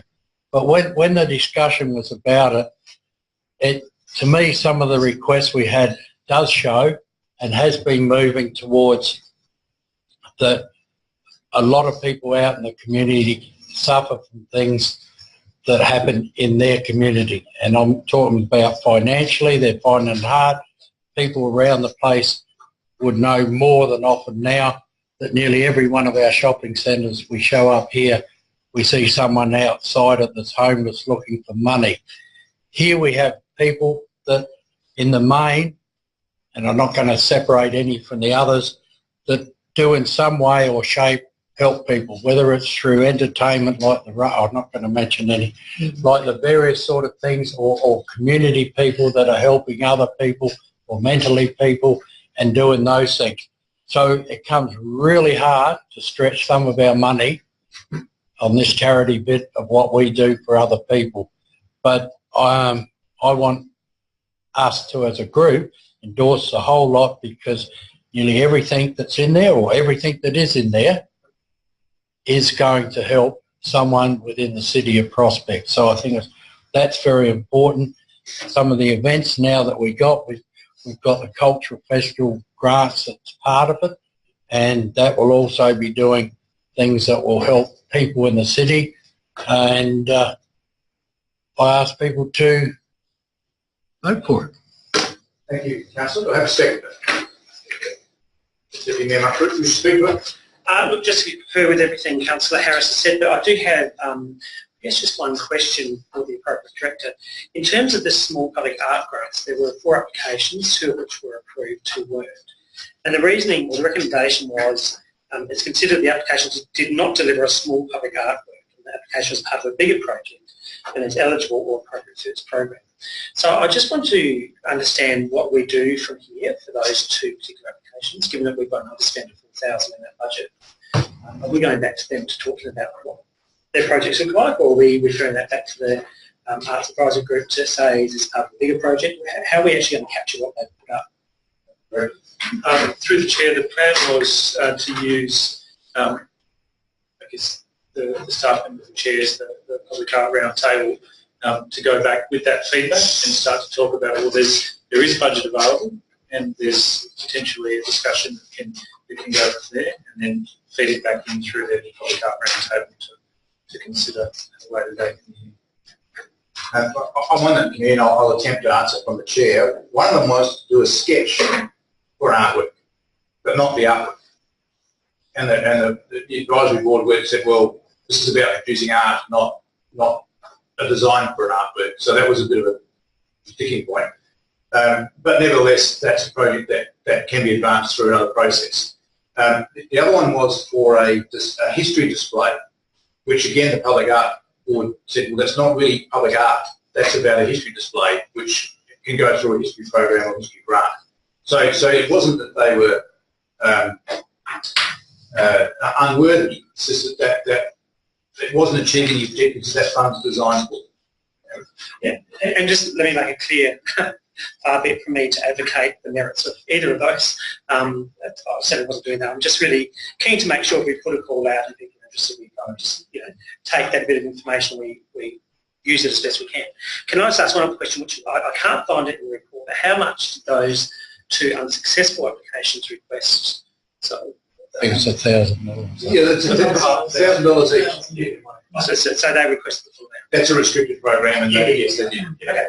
So look, just to agree with Councillor Harris, I think it's great that we brought these 3 together. It's all 4, in fact, together. I think it makes a lot of sense. I'm always keen to see if there's some new emerging projects in the list. I think there's 1 or 2 this year, and there's some old favourites as well. But certainly concur with Councillor Harris's great speech about supporting it. Thank you. Any further debate? Councillor Evans. So I support it. Absolutely echo the views of Councillor Harris in the promotion, and it's great to see community organisations doing great things within our city. Also, just a comment since I've got the floor, and that is around the events grants program that we've run. It's got a funny name, Cultural Festival and Events Grants Program, in brackets new. We had 2 applications, and I thought given the Anime Festival last year, the Diwali Festival last year, and a few other noteworthy events we organised last year, that particular category we've seen a lot of interest from applicants, and I was somewhat surprised that there were only 2. So more or less a comment in supporting and endorsing the resolution, but perhaps next year, if subject to budget, we run that program again, there may be some thought around how we can better publicise it, better publicise the opportunity to run community events within our city using that money that's allocated. Knowing it's a new category, perhaps general awareness was a little bit down, and moving forward, that's an opportunity, I think, for us to enhance the program. So with that, fully support Councillor Harris's words and looking forward to supporting the resolution. Thank you. Any further debate? That concludes the debate. Councillor Harris, would you sum up? Yes, just to sum up, thank you for the other speakers that spoke. I did want to make a comment about the actual cultural part of the funding that we did, and some of these people that perhaps should have applied hadn't applied, and it might have been a mix-up of understanding that. But to my previous beginning, this is a very big example to me that it's a first break for us in Prospect, and I know we always have great first breaks, but to bring a Southeast Asian festival down the road here on Prospect Road, because I know the Prospect Fair will be so successful over the other side, they'll most probably stay forever. So this is a great opportunity to bring something down to the park. And when we got the application, there was comments from the people to us sort of, well, we're not in the area as an association, we're not in the area as a group, and various things like that. But if you walk up and down our streets, if you can tell me where everybody comes from, you'll get a medal from me, because some of these countries, they come from here as well. So I was very happy with that one. And the Rotary one with the cinema is an important one to what I said. Why do we as a council put some money in just so some people can show a film down somewhere? Because there's people out there in particular that can't afford to take their kids to the pictures, and we give them the opportunity as a community, as a group, to be able to have some sort of bit of a benefit thing. So I'm very happy to move the whole lot. Thank you. That concludes the debate. All those in favour? Against is carried unanimously. Thank you. Someone did retrieve Councillor Larwood. And if you're here for that item tonight regarding community grants, that has been approved as recommended, and there'll be no further debate on that item tonight. So, an applicant named in here, congratulations. Yeah. Looking forward to it. Indeed. And if you need an extra dancer, we've got one over here. Just don't video it. Okay, I'm going to return to the agenda because I'm going to return to the agenda and run through. We'll get to this in a second. We've only got one item in between us now and talking about trips with our consultant team, and that is item 13.1, the Audit Committee meeting minutes. Councillor Evans withdrew it, and I assume is happy to move it as well. Okay. Yeah. Really, the only reason why I withdrew it was just to draw Council's attention, and I'm sure we've all read in our papers there, the write-off of $109,384. It was subject to quite a lengthy discussion during the Audit Committee, and I just thought, given the importance of what's happening there, it's worth tabling with Council and speaking to it briefly. The upshot of it is there's a series of fines that are on our books and that have been on our books for a very long period of time. Those fines were determined and assessed to be unrecoverable, and there's a whole range of reasons why that was the case, largely their age. We're talking about debts that extend, into the 90s, I think, in some instances there. Important to note is that the expiation itself hasn't been thought, so there's still the expiation out there, but for the purposes of our year-end accounts, our 17 accounts, we've I guess, removed that. So when you look at the 17 accounts, you'll notice that there's this write-off of 190,000 to one-off. There's a range of policy improvements that have come about as a result of this that we read through our Audit Committee papers last week, and no doubt that'll be coming to us in subsequent reports, but I think just given the gravity of what was tabled at the Audit Committee, it was worthy of a brief draw to Council's attention. With that, happy to move the resolution. Thank you, Councillor Evans. Do I have a second? Yes. Councillor Barnett, wish to speak to it? Do I have further debate? Councillor Evans, you have the right to sum up your own speech, but I'm assuming I'm it's tempted, but I'll withdraw. Thank you very much. That concludes the debate. All those in favour? Against? Carried unanimously. Thank you. Item 13.2 is dealt with. Item 15.1, the project update on the Community Hub Library Innovation Centre.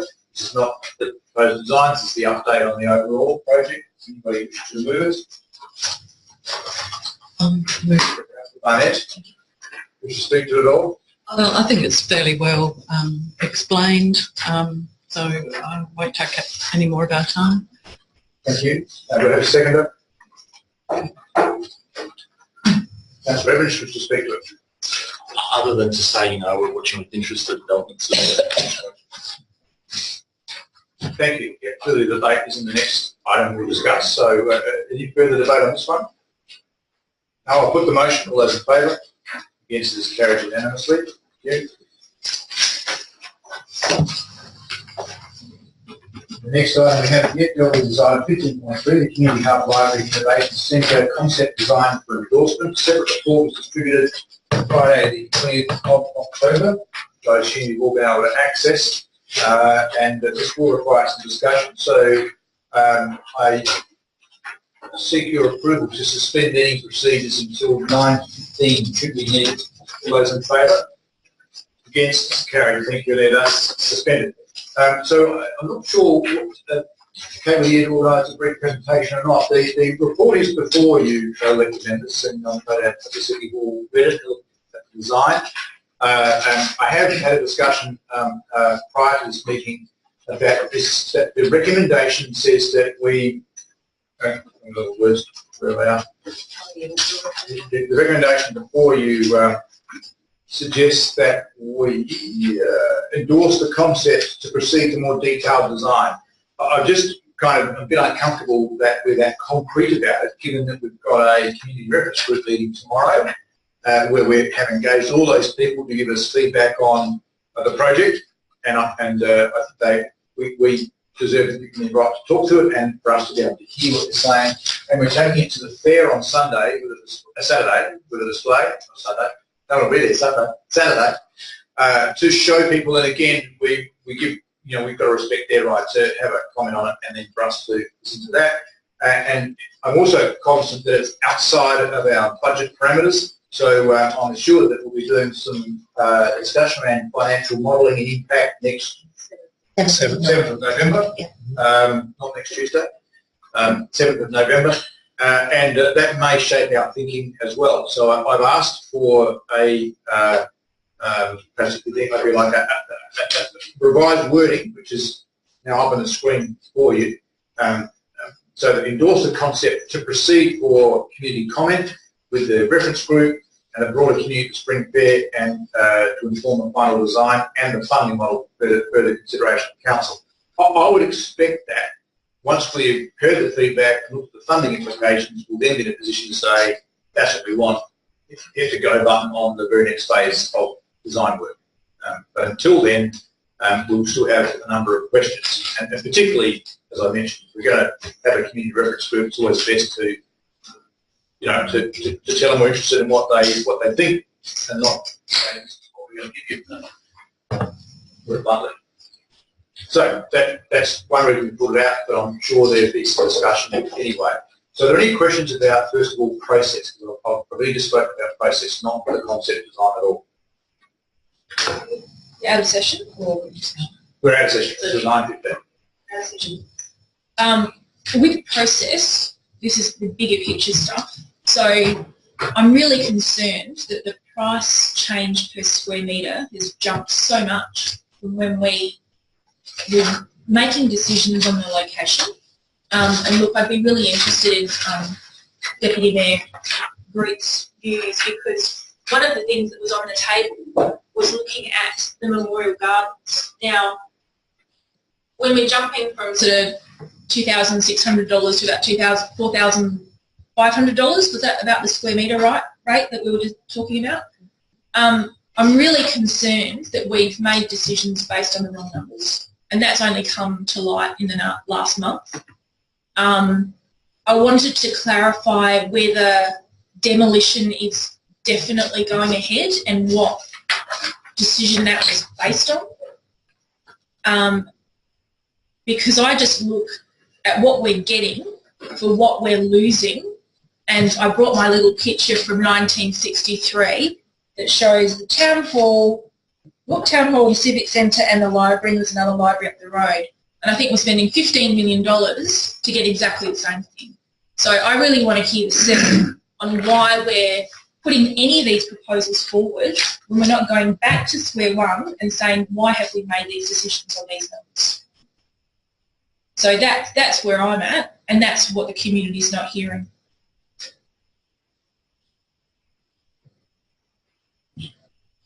I don't think you can really compare, with all due respect, apples with apples, because that little institute library was, you know, in like corner here, and it was all books, and had steps going up. I had to struggle up with the pusher and the kid in it, compared to what we've got built up over the years, and then to what, you know, I mean, to all intents and purposes, the community reference group, the community, and what has been said, that the bottom line is that what's over there will be the same as what's over here. So we're not getting a double-deck car park, and that was in the concept until last month. And if we're talking about the whole precinct and additional parking, that's not even on the table anymore. So, look, I just have concerns that we were sold this as a partnership project, and that it was going to be, you know, a project for 2050, and I just don't see that in any of the proposals put forward. I know there were other proposals put forward that were priced beyond what we can afford, and that was the aspiration that we had. And until really last month, that was what it was, you know. So I think I'm just at a point, I'm really nervous that, I mean, there was an issue with the waste management, and we had an external auditor, and I would foreshadow a motion that I would like to get an external auditor in the process, because I just feel really uncomfortable on the decisions we've made today. Well, I'm only one councillor, so, you know. We'll take that as an opinion, but there's such a lot in what you say. I'm just trying to work out how to break that down, because there's a lot of opinion in there. But let's try and get back to the first point raised, which was about cost, and we have a consultant team with us tonight. Well, perhaps you're more disappointed than me. So there's no one more disappointed than me about the seeming escalation in costs, and I'm pretty frustrated about it, given that we've had 3 previous schemes based on costs that were drawn from what they believe are reliable sources, including Rawlinson's. And suddenly we've been given a price which is double that and now pulled back a little bit from that. So perhaps we can hear from Ryder Bucknell, who's here tonight. So if you could, I'm not sure how we do this, but perhaps stand up.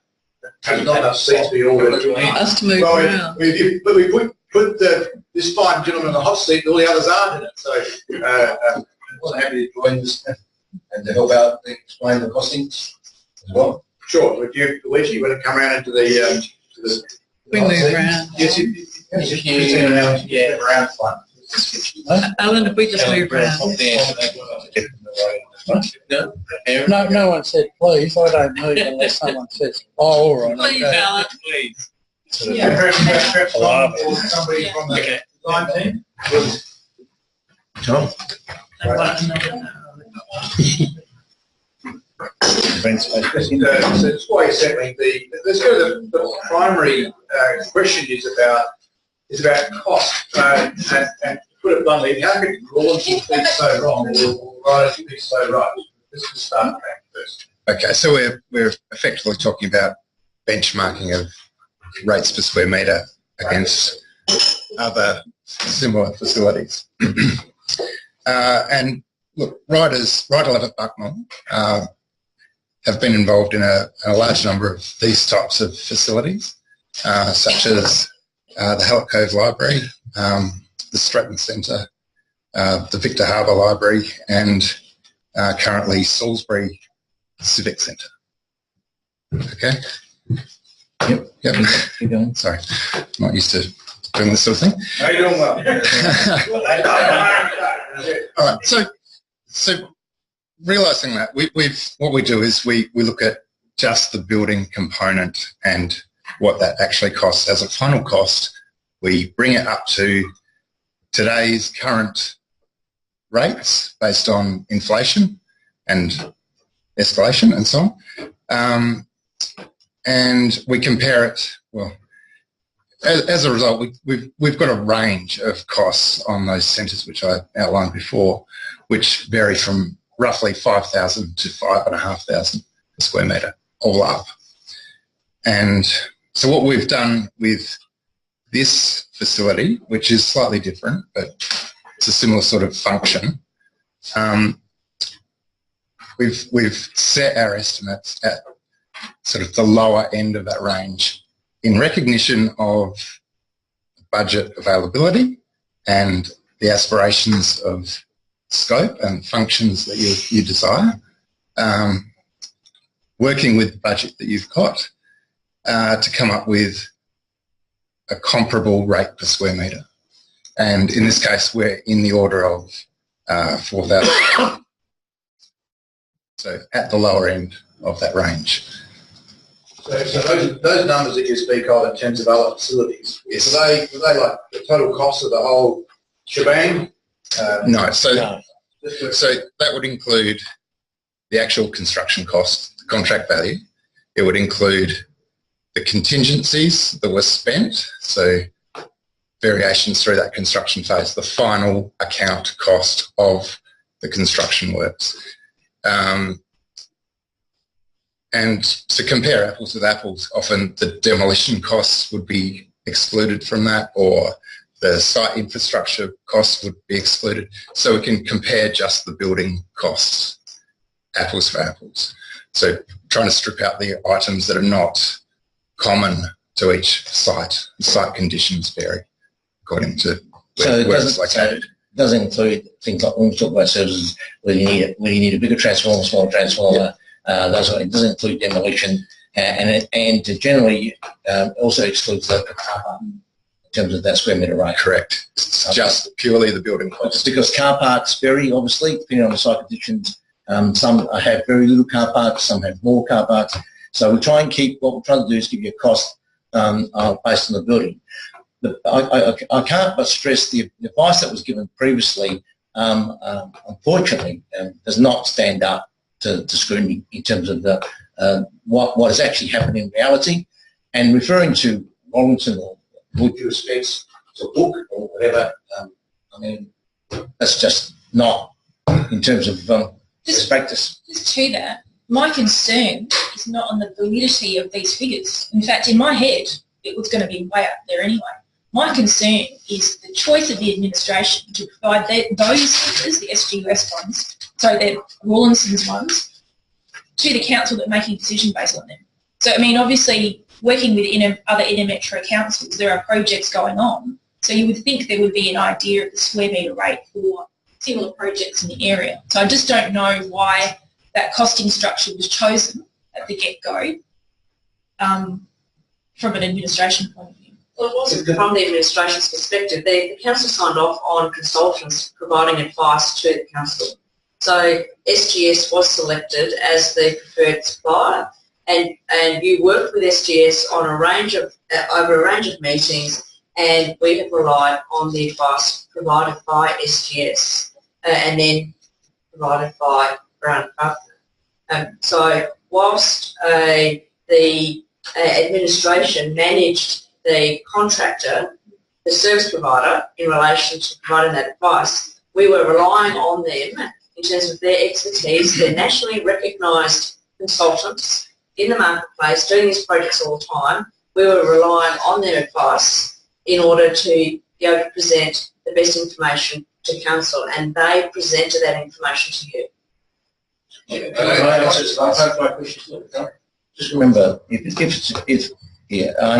don't know all the ins and outs when you made a decision, but if you're talking about a new building, in some respects, if you're concerned that this site is imposing significant costs, at the end of the day, you look at we've given you the outline of what the cost for demolition services. That's not where the cost is. Look at the building cost. When you build a new building, just like we've given you a range of building sites, at the end of the day, the cost is basically, and that's what benchmark. So not sure what other factors influence your decision, but if you're worried about, if I'd known it was going to be 4,000, or would you have made a different decision? I'm not sure all the factors. I'm not sure, but I'm just saying to you, whether we had to build a new building somewhere else, the cost is still going to. I can't give you a building for 2,300, a new building, okay? I think it's just worth putting on it is a bit cute now to be saying that you knew the price would be double. But you didn't, I don't recall I that. think that the value proposition. Hang on. I don't recall you saying that at the time. So happy for you to say it now. I don't recall you saying that at the time. The other important thing is it wouldn't matter where we put this building. This issue would still be the same. Right? And the problem we've got, in case someone wants to think this would be cheap on the other side, well, we had a cost to do the seismic upgrading of this building here at $1.5 or $2 million just to get it to be safe to actually be inside. Now, this building's in much better condition than the train run. So this is my opinion, because this may come up in conversation as well. But this is a tense time. We've got to work out what we're doing, and this is nearly crunch time, right? But it wouldn't matter where we put this thing. The cost differential would have been the same. It wouldn't matter which heritage building we were doing up. It's arguable that one would have been more expensive than the other. I would say Tramvine probably more expensive to fix up than this one because it's had no mates benefit for a long time. But maybe it would have been the same. So that's a cost neutral issue. We have to get off the site on Main North Road. We're being evicted. Now, unless we're going to lease something, which is perfect, and I don't think there is anything around here at the scale we want, it's an academic conversation. Right? Academic. Right? So I'm not quite sure what other discussion wants to have. Well, the parking has disappeared in the last week. And so for me, that's a huge issue because it's a huge issue to our residents. They want to be able to park at the library. And so for me, some of the decisions that were made were about that amenity. So I just wanted to lay that on the table, but I'm really disappointed with the outcome. Not in, obviously, the people consultative challenges you've got to work with now, but I think certainly in the aspirations we had at the start of the June decisions that were made. Quick time. Thank you. Tell us, and then So I guess from my perspective, I just for everyone to take a breath. The costs are regrettable, but I don't think it's an exercise in blaming anyone for anything, SGS or anyone else. The gig we gave SGS was to do a multi-site analysis on economic factors, on social factors, on a range of factors, and we asked them to make a series of quite significant assumptions over a relatively short period of time. Naturally, they couldn't come in and spend the weeks and months as these gentlemen have done to give us proper figures. So I think the work SGS did was good at its time. It was reviewed. It's gone through audit committee. It's been assessed as being a body of work that assisted us to make a decision, and ultimately it was our decision to make. Yes, some of the numbers in that report aren't reflective of reality, and we're at this point now, and better we be at this point now than we be at this point when things are actually starting to happen. So I think the decisions now are what do we do moving forward, but I'm not regretful of the decisions we've made or the advice we've had because they were coached in different circumstances with different briefs and different scenarios to achieve different outcomes. Now we would like to think that these numbers can be more reflective of reality, and I'm sure every consultant engaged does their best job to achieve that for us. I don't see anyone wanting to shortchange us in respect, but I think the body of work we had done before was a body of work in a series of circumstances. We're now at a different part of the project journey where we can start to be more precise.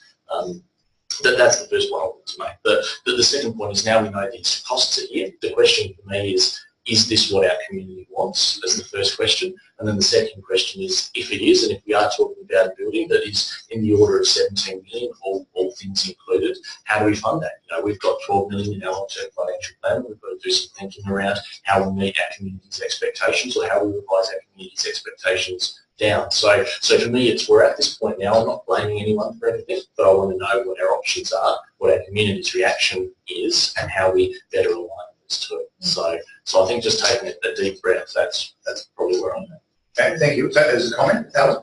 Yeah, look, listening to the two previous ones and bypassing you all, because I think that's where we're going to go in the end, but we might as well get off our chest the first bit. I didn't make a decision on $2,000 or whatever it was, as opposed to 4.7. I didn't make those decisions. I actually was against it. So, I was making up my mind to be the tramway for the cultural part, the hub, the library and all that, not for the office part. It was that. I didn't see the necessity apart from improvement to it. And I want to just get a couple of those things out because I believe we have to move forward. But I just want to get those out, that the couple of big concerns when it became, and I've always tried to do, if the council does make a decision, even if I vote against it, and this was the case, vote against it, is once it's happened, once the numbers is there, it's a reality, so you sell the same thing. The other thing we had the other night, and I'm talking about that, is one of the major themes that were the problems that come. There was people from, and I will say my side of town because it's just the way it works, it was the concern of coming right down here in the tram bars. But all that, one of the major concerns of it was getting here, was the driving, was the parking. And the CEO, and I'm not going to have a go at anyone for any particular reason, but the other night when we explained, and you were correct, not incorrect, pointing out a fact, might have been, I might not be able to say that because I was in that other meeting we was, but in the fact was we will or can this way reach the requirement of car parks that fit the size building and how many cars we've got to have, and that's good, great, we fit that. But my biggest problem is we have the cars there. I couldn't get 69, but you must have counted different than me. But I counted these car parks, and we have staff that park here, we have shop people that park here, we have others that park here, and good luck, they've parked here forever and let them continue parking. But we told, and I know I did, so I should say I told, once that decision was made, the things I was getting about the car parking, I was saying, no, we'll be satisfied. So it's amazing, it's more so than the building. To me, the car parking for people coming the distance was great. I had heard comments about things will change and other people will drive us around and we ride push bikes and things all that. But reality, when you're bringing kids over from the Nailsworth Primary School and those sort of things, they'll come over in the vehicle. Few of them will do any different. So I have that big concern. In the end of selling it and selling it to other people was the cost we got. I have sat here, and even though I might have had problems with a man that's gone and a few other people, I've always trusted the staff, and I don't think they've let us down at this particular time either, but I trusted them that they get the information from the proper sort of people. And that's exactly what I'm expecting of you people for the end product, to get that proper information. And then that's what makes my decision.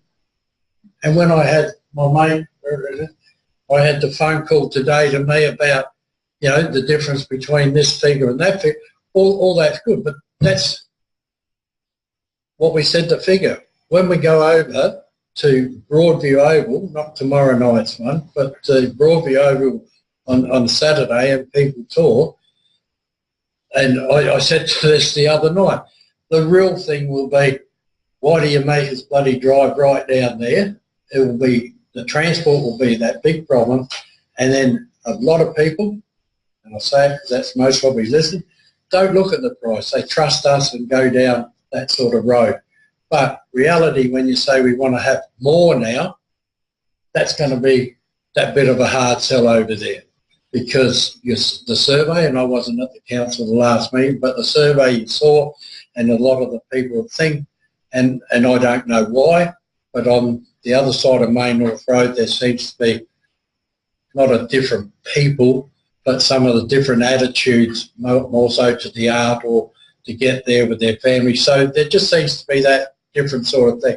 So not only are we asking people to come down here now, and I'm not talking in any way, shape or form about I believe the tram barn should be the library, and that's not in my head, or it is, but it's not in my conversation. But we've got to be talking to people that we're going to have to pay more to get something decent and to come down here to it. So all that, I just want to say for the thing, when we come to you people to know opinions that will be different, but that's the broad bench. I don't know about having auditors come in. I haven't done much in that way of thought. But I do know, once I made that decision, it was on, and I don't know the figure of 2,000, but I know it was a reliable figure that give people like yourselves to say, this is what it will cost, and this is how we'll save it up over 20 years, and this is how we'll do this, and borrow that, and sell this, and all that. And so the concept we've got now, in the last couple of days in my head, or last week or so, is sort of, I'll still go ahead, forward, I shouldn't say go ahead, go forward, but it's really changed where I was. Okay, thank you. I think it's summed up a fair bit of sentiment. This is clearly a challenging project for all of us and our community. This item tonight brings back to what we're debating, or we will debate when we come out the session, is whether this concept plan is the one that we want to take to the community reference group, to the fair on Saturday, and for the staff to do some financial modelling on, and so we can see the impact on rates and capital spend elsewhere. That's what we're talking about tonight. Where is the concept plan? Because in this thing it says it's missing. Oh, did I miss it? If we It get was our on my iPad, wasn't it? Yeah. Central Friday. Sorry, we'll put it up on the screen. The discussion. Yeah. Well, there's mine. I didn't quite get to me. Everyone's across it? Central Friday. But on the computer. Oh, right. Separate document. Go to the end. Yes, and it was a consolation of, at the workshop, it was just unfortunate that we weren't at the workshop there, because a lot of all these things that we're sort of now talking about, we had a very thorough discussion, and we sort of just said, right, well, you really have to tear up all the others, because we've now got to come up with what we came up with, this option 13.4, to try and overcome a lot of all that horrible costing of the damn car parks, and try and work out. And then I think you had a brainwave about how we could, do something with the car park that would give us enough car parks or even a bit more, and yet not be so horribly even more expensive. Right? So I'm reasonably comfortable with what we've arrived at. If people explain that it hasn't just been plucked out of the air, this has been an intensive, 3 hours or more, and trying to work things out. There's only one thing that from the separate report that came up that I'm not happy about has been brought up by this group, and that's about there doesn't seem to be any proper storage for heritage and history items and display. That seems to have been licked right down. So where are all our heritage items? They need climate control. Where is all that on there? Look, this level of design is very. It's a footprint study. We haven't really gone in these documents, at least. Right. There is some more developed design for this, which hasn't been tabled tonight. But that level of detail we haven't got to. Because even on the listing of all the items and their square meterage and everything, it just doesn't seem that and that came up very strongly on previous discussions, not that you were at. But so hopefully when we get to that. But I assume it'll come up at the community records group meeting as well. Yes. And I kind of agree with Tom that this is very high level, but there is a schedule for square meterage ins and outs. And so I think we should be cautious not to lock it in right now, because it needs... If there's something missing, let us know. I'd like to put that in the red print. There are a few red print things there. So I'd like that to be highlighted, something to be not forgotten. Yeah, look, it's a good point. That brief that was part of that document is evolving, and it's changed quite dramatically since we came on board. Yeah. And anything else you need to add? obviously possibly has an impact on costs, but we can incorporate it.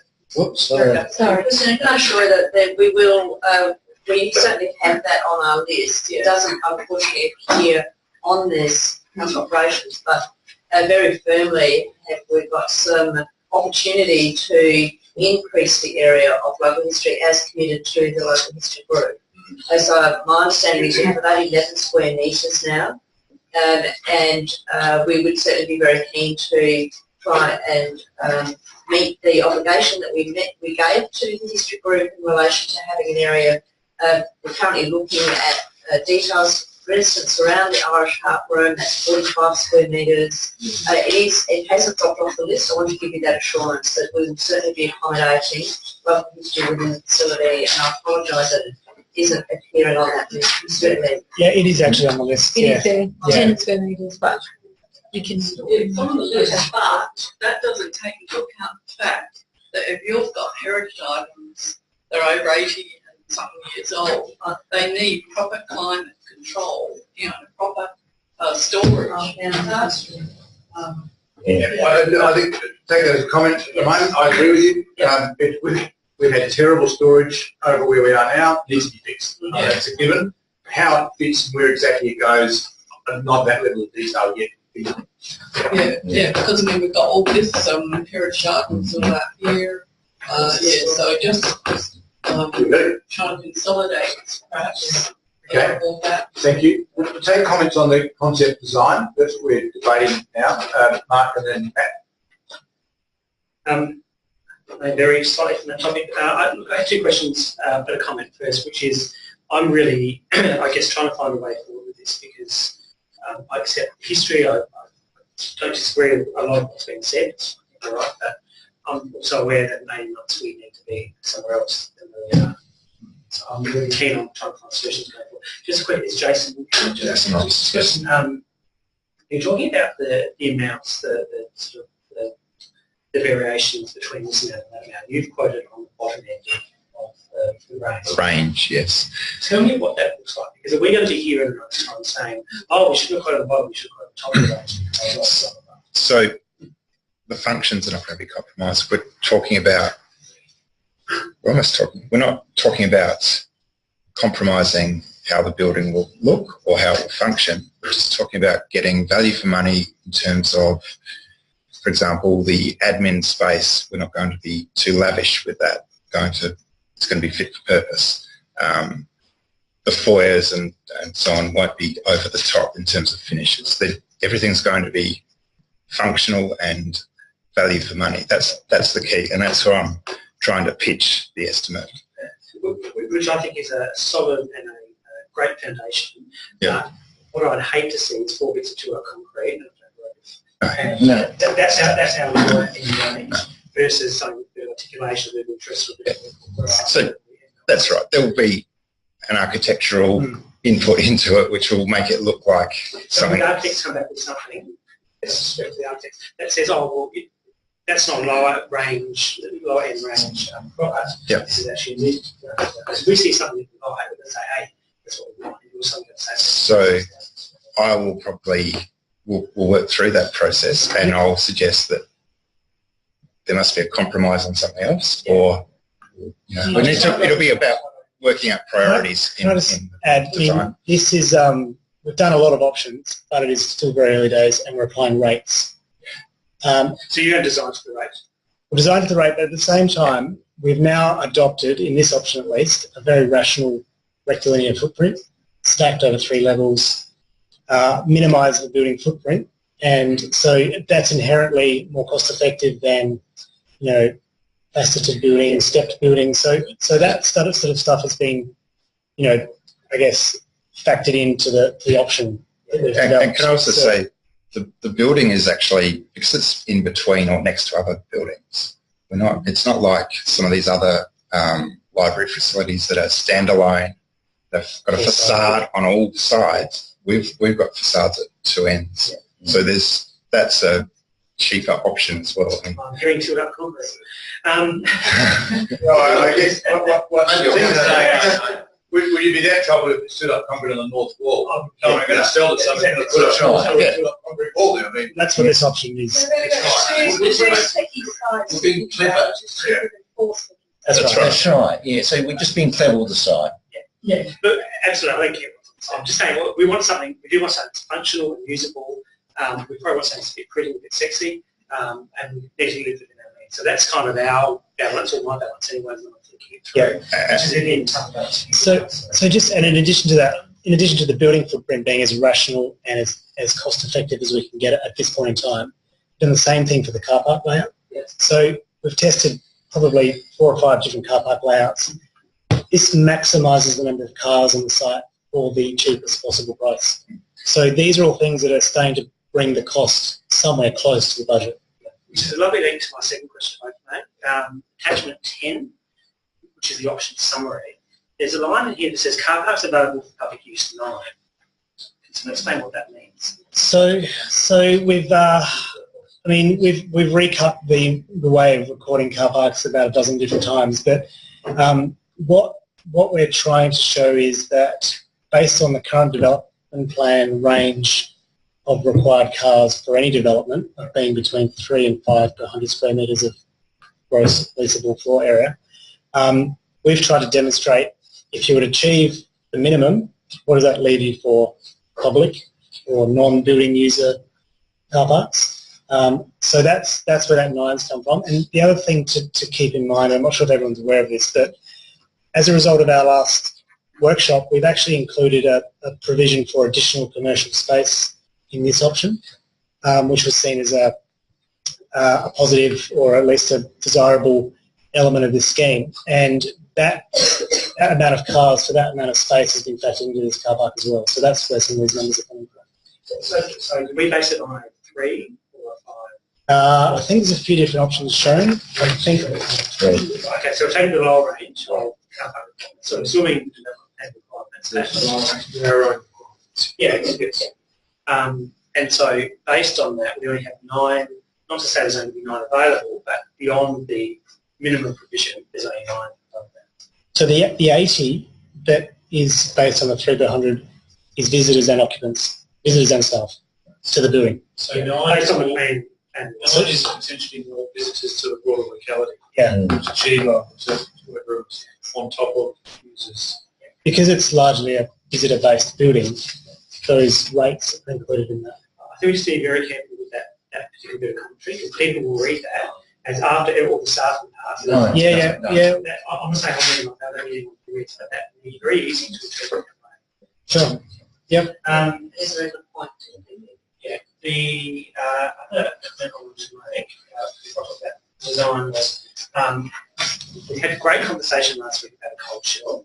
This week it's defined as a warm shell, which I had jokingly said a warm shell. I hope you haven't taken my course. What is a warm shell? It's not a cold shell.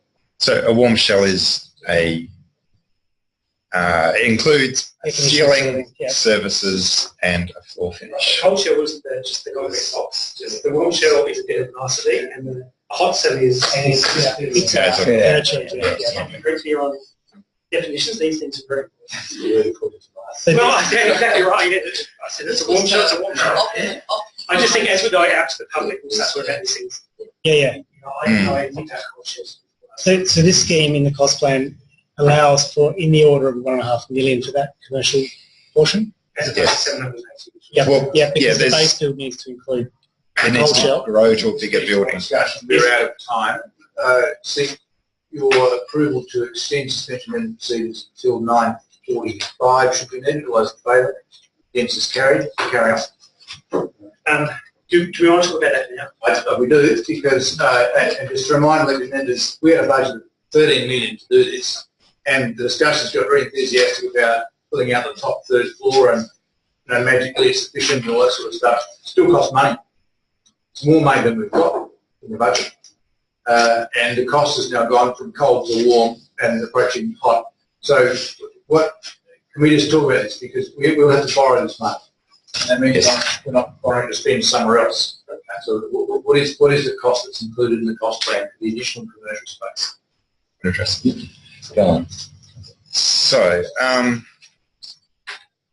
the way this has been summarised, the extra shell space, call it that, is roughly 450 square metres. Makes it into a significantly larger building by about 25%. Along with that comes additional services, additional structure because it's a different building, bigger building. There's, vertical elements such as the cores and the lifts and so on, stairs and so on. There's more people in the building, so the services are more expensive. That was the thinking behind the extra cost for the extra shell space. I know I floated a figure last week, but having a bit more think about it. So one of the things you got to remember this started with, let's move the area from the back to the top, right? And what happens is it's not efficient to build only what you need on a floor. It was half a floor is what you needed. It's more efficient to build the full floor, okay? Because you still need the lifts, you still need the lifts and all that. So it's the most efficient way is you build the full footprint, okay? And then you lease out, obviously, the space that you got to have. But to do that, it does mean there are costs associated. So more efficient, but almost double the price. No. Overall, if you add the two figures, the building cost and the warm shell fit out, it's still in the order of 4,500 square metre. So it's more efficient. Bigger building. But the net difference in cost for us will be 1.5. Yes. So if we don't do it, so last week I said no, now it's 1.5. If we don't do it, it comes down to that. It's effectively the same as that 13.2 option. If it comes down to 1.5, then the efficiency argument doesn't stand. Because then it's no more or less efficient to do it if we're saving 1.5. I'm just trying to understand the logic. Not if you try and put half a floor on top. Because remember, what the discussion was, we want presence on Prospect Road. Pick up that area around the back in 13.3 and move it up the top. Which is a money saving exercise. Well, but the trouble is that it's not efficient to build only half a floor. But it's more expensive to do a whole. But you get a bigger building. You get a bigger building and revenue. Before we try our sort of I've asked the staff for their business case for the additional space. I recommend that you and the team do a scheme with and without. You cost them up that way. You don't price a reduction because it doesn't quite work that way. That's right. You price the base and then price the extra over. Okay, I think that's right. This is not a pull-out price. No, you don't pull out 1.5 million. We've sort of moved on. We've added. Doesn't do that. But the question I asked was how much extra is there to do it on top? Yeah. So how much is it not to do it? I say. No, you didn't. No, you don't. You don't. No, that's not unreasonable logic. Can I just make another comment about this particular footprint? The amount of area you need for this project is about 2.5 levels. So we took the view that it's more cost effective to build a full level if you had an appetite for this commercial space. It's not quite as easy just to rip out that space because you want floor plates that are all staff on one level or all library on one level. It doesn't make sense to do half floors here and there and have multiple uses over multiple levels, thereby losing efficiency and a whole range of other things. So this size footprint doesn't allow you to just unplug that as easily. And because we've got the town hall space as a venue now, we've got a whole range of other things going on. So this was based on the direction or the discussion we had last week. So it works in its entirety. It's not going to be just as easy to pull out I half. will support this going to community consultation. I don't mind it as a concept to have that conversation. What I want to be really clear on when I'm talking about numbers that start with 5 and 0 is what is the difference between 2 floors, 2.5 floors and 3 floors? I'm sorry, Rich, I'm not playing the efficiency argument. I understand what you're saying. What I care is about the net bottom line. So is this going to cost us 17 or 15 or 13? And I think that'll get that down. Yeah, but this is a question on those. And the team will have to work out how we deal with it, because it'll be incremental extra over that we'll have to be comfortable with investing. If we don't want to invest in it, then the scheme will be approved works. Can I just make a comment on that point as well? That's right. Just in terms of how we do this as a business case, this warm shell, the way I see it is, there's the business case of the Click project altogether, and then there's a separate business case which is the additional cost of this floor. So, from our workshop the other week, we could achieve a Click with part of the building on the ground floor around the back. We could build it up, which would give us a design outcome of high presence on Prospect Road, and that's where it becomes the requirement for us to extend it out. What would be really interesting is this requirement to extend it out. If we do a discounted cash flow, say over 20-ish years, to work out what that looks like. So what can we borrow money at the moment? What can we rent it out at? Is that worthwhile? What's the ROI? What's the payback period? Just on that business proposition. So that way we can work out whether it actually makes commercial sense to build a warm shell. And my view is the warm shell will actually make business sense. What it may do is throw into question some of the other elements of that project, but it would be interesting to isolate that warm shell, do a net present value ROI payback period on it, and then look at the rest of the project and see how do those two things stack up. And I think those measures will help to inform our debate quite a bit. Are people reasonably comfortable? I think Mark's probably put it best and tell us there's some science around it, that we go to the community with that extra space shown, but clearly say this is optional based on a business case approach. Well, that's something I said. Can we? But then we don't have the same plan. We have to go back and redraw it. Yeah, can I? And Yes. wasting time and money. It doesn't work. Sorry. Can I just put it to you? There's two objectives. I understand your cost pressures, right? But you talk about aspiration. It's functional. It's got to perform. It's got to do this. All of a sudden, it doesn't work. If you take half that top floor off, it just doesn't work for you. Can I just talk on a functional level? Is there a section we can just have up there? Sorry, Tom. Yeah, can we just show the section plan so everyone can see? I'm not sure if I explained it properly, but you can imagine the 3 levels above ground. Because we've got the town hall as a dedicated music venue shared by library, but not for constant use by library, we can't actually fit the library all on one floor. So we're already having to split levels of the floor. If you can imagine that top floor cut in half, we all of a sudden can't fit all our admin staff on one floor either.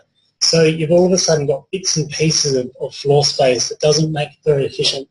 Unless you're comfortable that admin can be over 2 levels, the library can be over 2 levels, and all of a sudden the whole thing is Thank you for raising this. This is something that I was concerned about, is having a library over 2 levels, something that we've seen and we've tried to avoid. My view is that there's still some rationalisation that can be done to get it back on 1 level, but some things will have to be on the upper level. Now, at the moment, we've kind of said history group could go in Irish Heart, but maybe they don't. Maybe they go upstairs, level 1, and storerooms go up on level 1, and meeting rooms go up on level 1, but all the other stuff is on ground. But we've got some recurrent cost pressures here that we've got to deal with. And that's a bit I'm not comfortable with is having commercial tenancy on ground, but our operations are split. Our public interface is split over 2 levels. Is there any room for movement around that? So I guess that would require a bit of a wholesale shift, or at least a wholesale review of how the brief is structured. It's probably worth noting that we, in an effort to bring the costs down for the project, have interrogated the brief and tried to reduce areas wherever we can, try to put efficiencies into it, try to look at where we can borrow and overlap spaces. And that brought it down by in the order of 400 to 500 square metres. But there's still, as you can imagine, a lot of efficiency by having similar services or similar uses on the same floor. In this scheme, we're not getting that because the library is still too big for the new building footprint. And because the town hall has now been decided, well, as far as we're aware, it's been decided that the hall space should be retained as a dedicated volume as a venue. That doesn't become a permanent space that the library can use or the community spaces can use. So there is some configuration pressures with the site we're dealing with. That means that we can't just mix and match quite as easily as that. All these issues are quite intertwined. And can I just add as well, I mean, apart from the library briefed areas, we've got a gallery space and storage associated with that. We've now got, as Tom said, we know we've got the venue associated storage with that to make sure that it's going to work well. and the event space, which would be your reception space, council meeting space, and used by community groups during the day. So those sorts of spaces we have looked at carefully, and I guess it's you know, to the point now where if you wanted to reduce area, we're going to have to start looking at. So no, I wasn't saying reduce area. I was saying rearrange so that we can get as much operational base on ground level. Yeah, so with this scheme, about 90% of the library is on level 1, and there's a bit of spill down to the upper ground. Yeah. All of the admin's on one level. Sorry, I'll go back. From what we've seen and been advised, it is optimal to have all the public interface on one level, not two. One level. And I've just stressed to the CEO today that the whole business case implies, obligates the CEO to find $350,000 worth of recurrent savings, which is staff, by having one service desk to borrow a book and pay your rates bill. Now, this scheme doesn't do that. So there's an issue. Well, I don't think, I don't know if everyone's seen the plans that were associated. We have developed some plans which actually shows, it does. shows It that. does show that. So the only difference here is that if you want to see a council member like a planner, etc., that it's a question as to whether there's a different space for that to happen, or would that happen at the entry. Right, so I'll just state it really clearly. I want it all on one level, and it's not on one level. And we've got a commercial tenancy hogging one level. I put them on top, and I want to work hard to get as much of the click on the ground level as possible. I'm here saying it's going to be difficult, but I'm quite happy to get in there and work hard at it. I don't see any advantage in having commercial tenancy on prime ground floor space. Just me. That's right. Yeah. Well, I mean, we can take away that and look at that. I think what's important overall is some basic fundamentals in terms of the scale, size, space. Because we can play around with that as long as we don't reduce. And if you're looking at what you're saying is should the commercial go up the top, we could play around that. There are obviously pros and cons of any decision of that. We can look at it and assess it, but it does provide some implications which we need to show you. It's a question with the void, because I wasn't convinced on that. I mean, obviously architecturally, but you're losing floor space. So was that talked about on Tuesday about the void or lack thereof?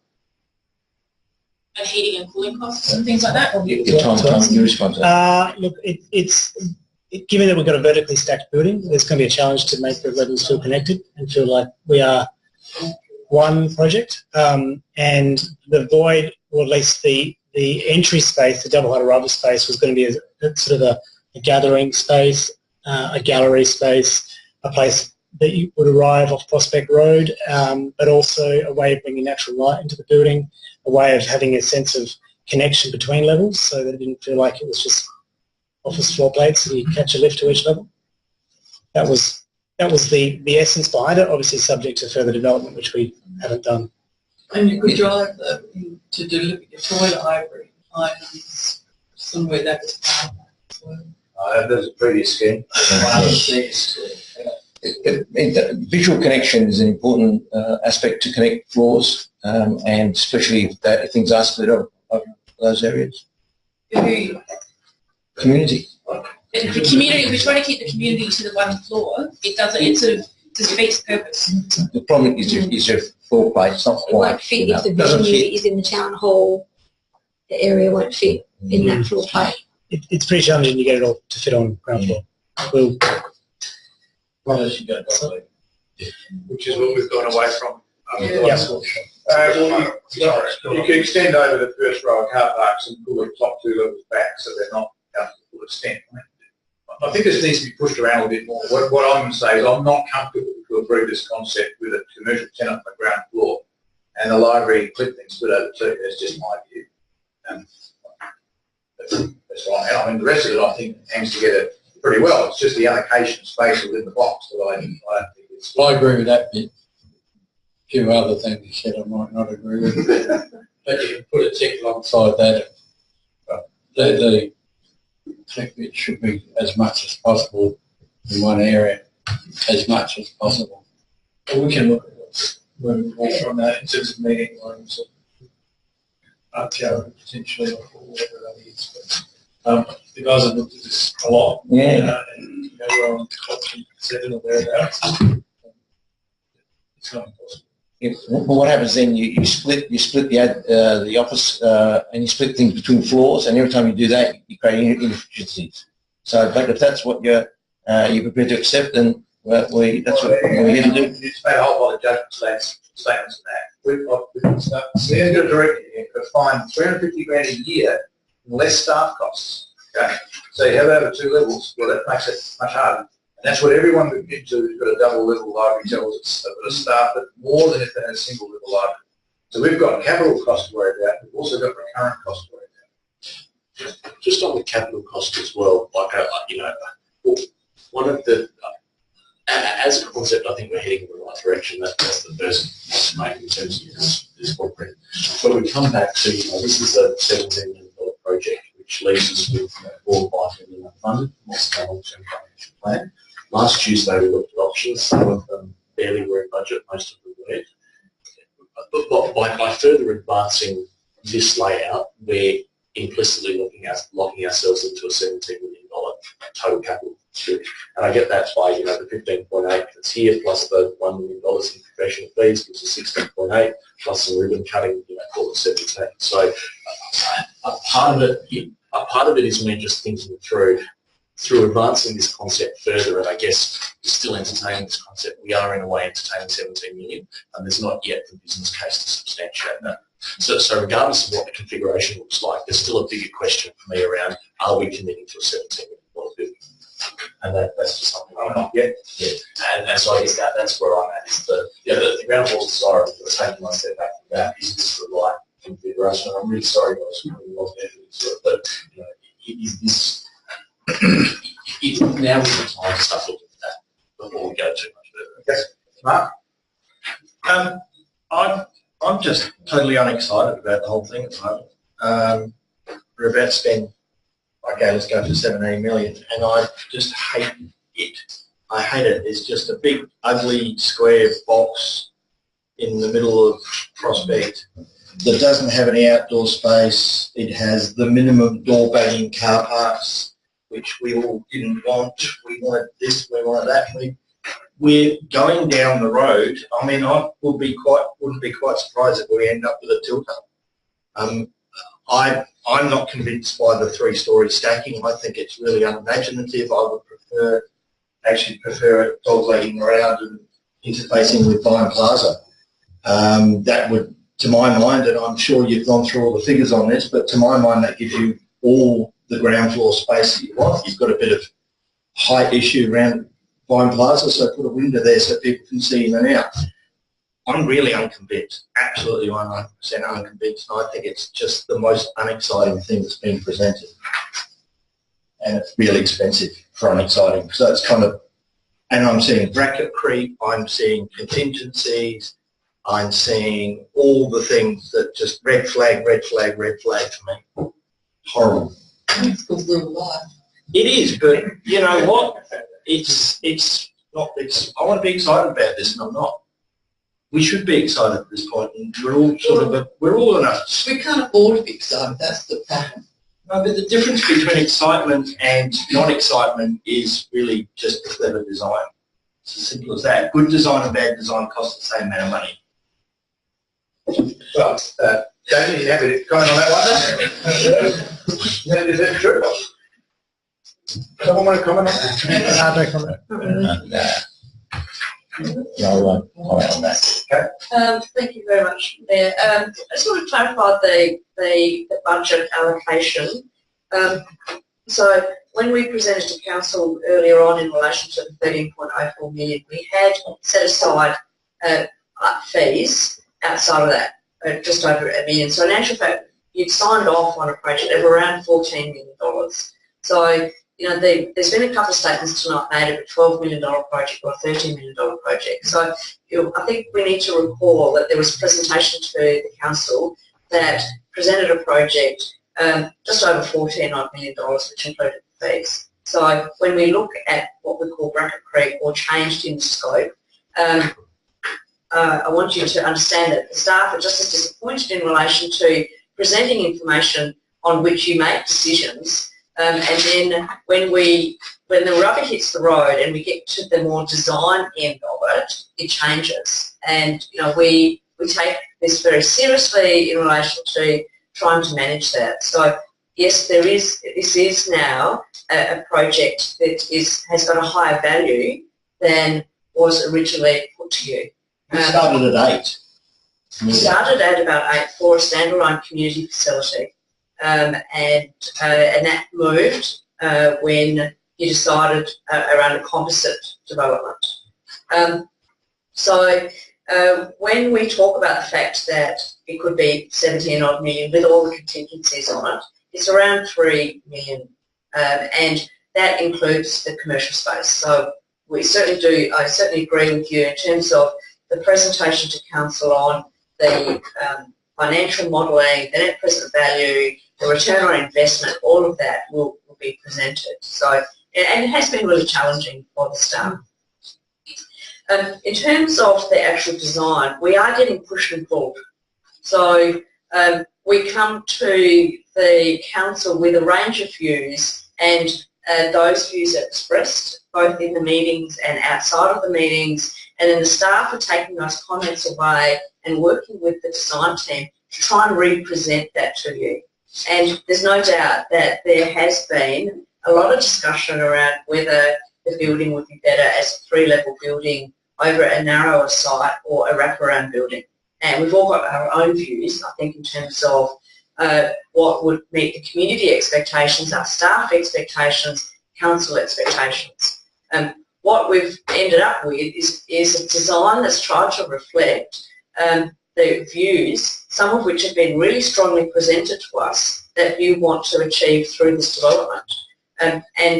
From the last meeting, those views were particularly focused around a 3-level building. Now, the 2-level building had height to it, but there was a view expressed around the 3-level building. There's been some strong views expressed about retaining future development opportunities on the site, which we've tried to incorporate within this design. If those views are not the composite view, then we clearly are just trying to pull all of this together, and that's what's been presented to you tonight. And certainly the team's tried to come up with a solution, bearing in mind all of that commentary that we've heard. And certainly from my view, I can see the work that's gone into this process also, so I really reinforce that. This is hard stuff, so thank you.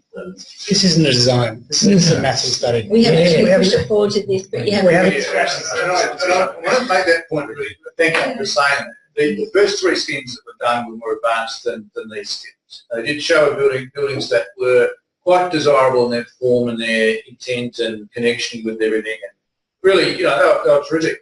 But we've had to smash those, tear them up and throw them away because they're $30 million, right, in terms of the advice we've been given.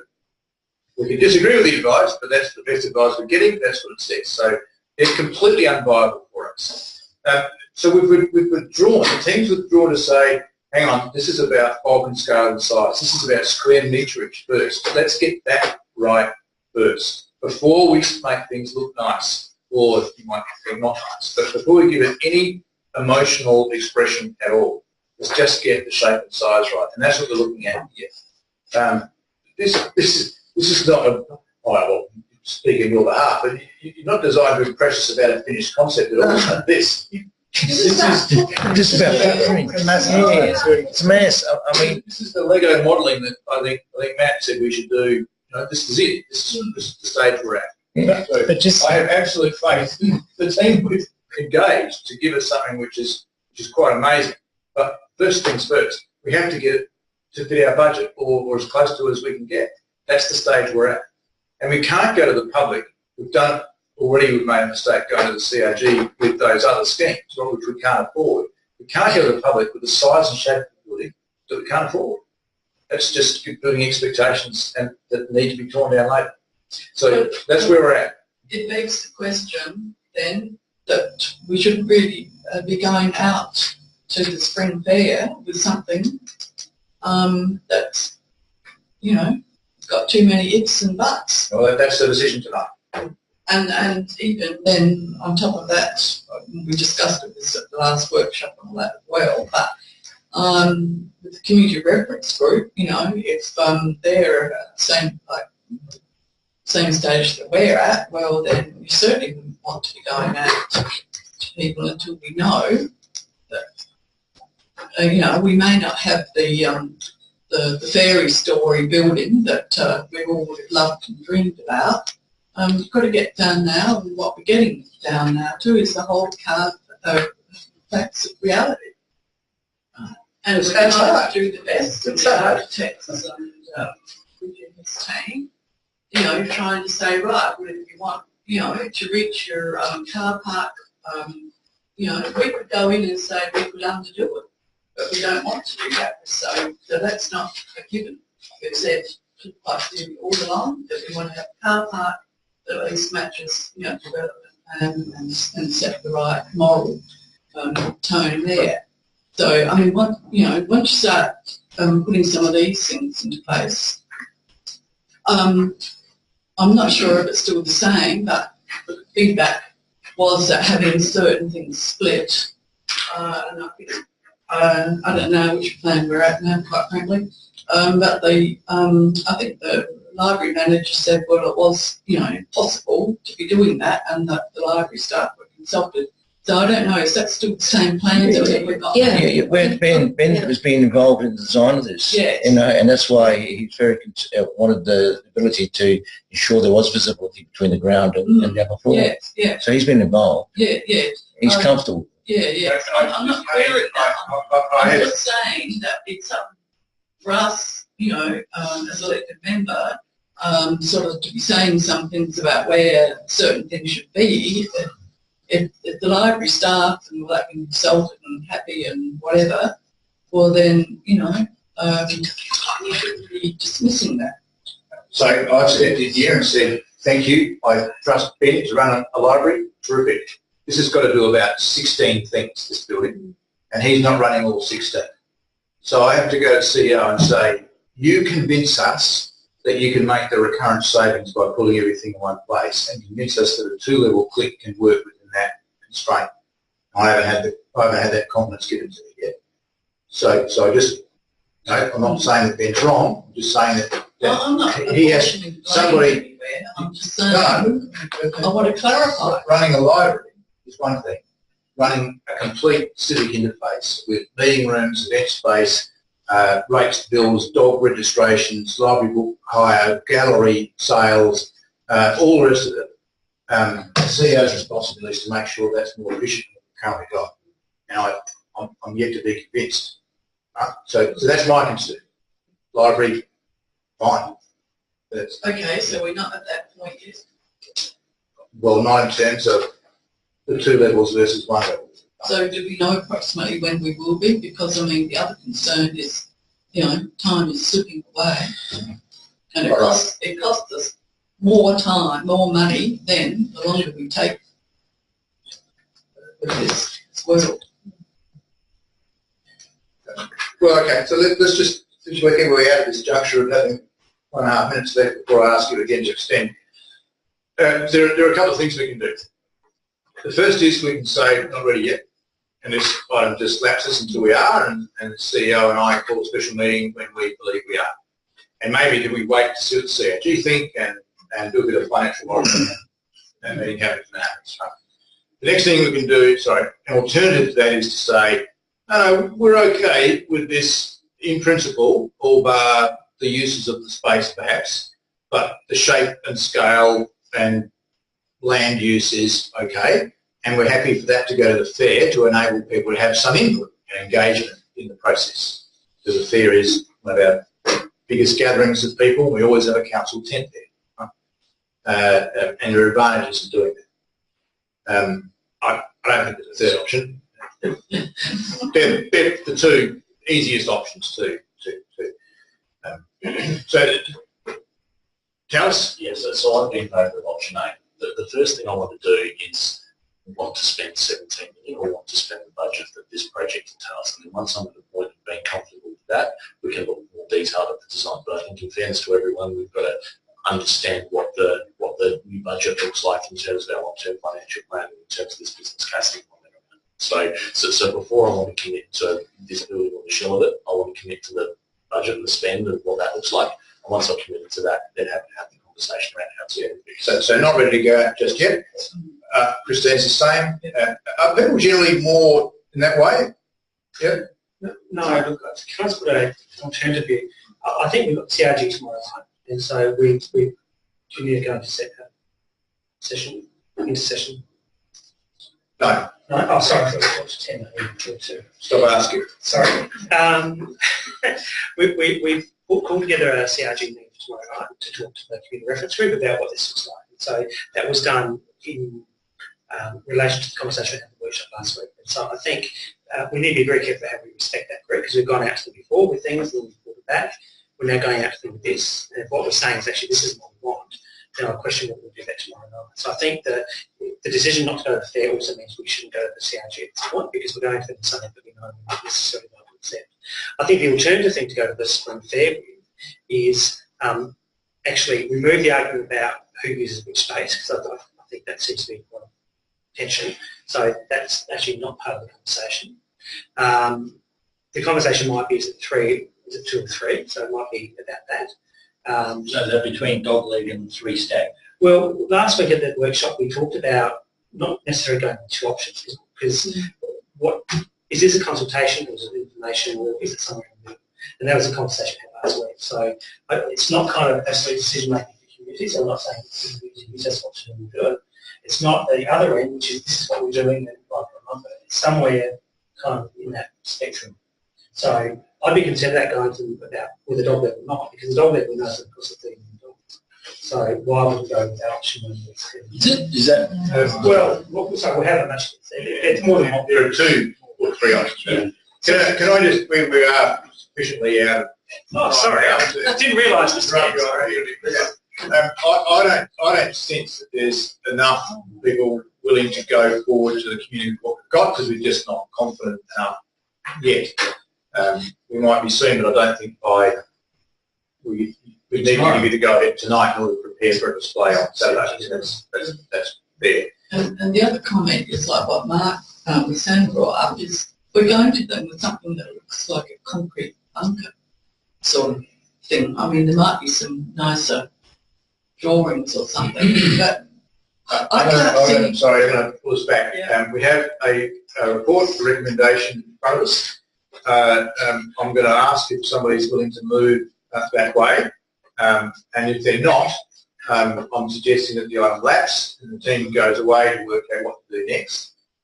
And in doing so, I think the team would work out what to go to CRG with tomorrow. Would leave that with them to work through, and I'll deal with the discussion. So without needing to move the motion one way or the other on that, I think they can work that out. Sorry, isn't it?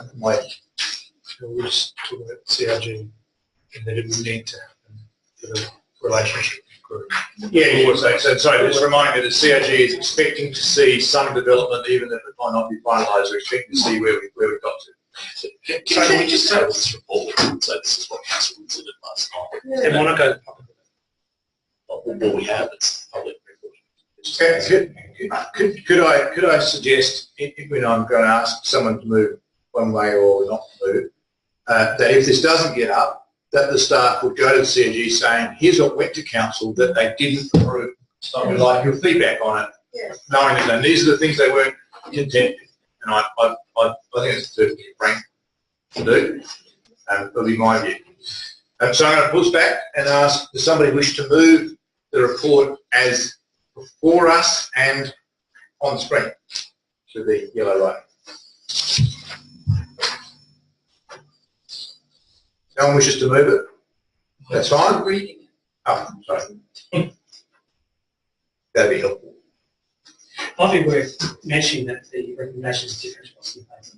Yeah, sorry, I did that at the outset. Oh, sorry. Yeah, that we've added some, because what came to you as a recommendation in the public agenda was that we would adopt this concept and further design work would be done. Remember the outset of this item, I said I think we owe it to the CRG and to the public that we'd be listening to them before we lock in more design work.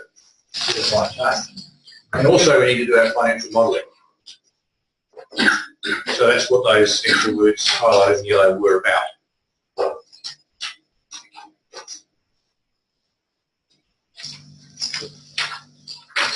My view is that if people saying it ready, I'm going to ask once more to see if they want to read.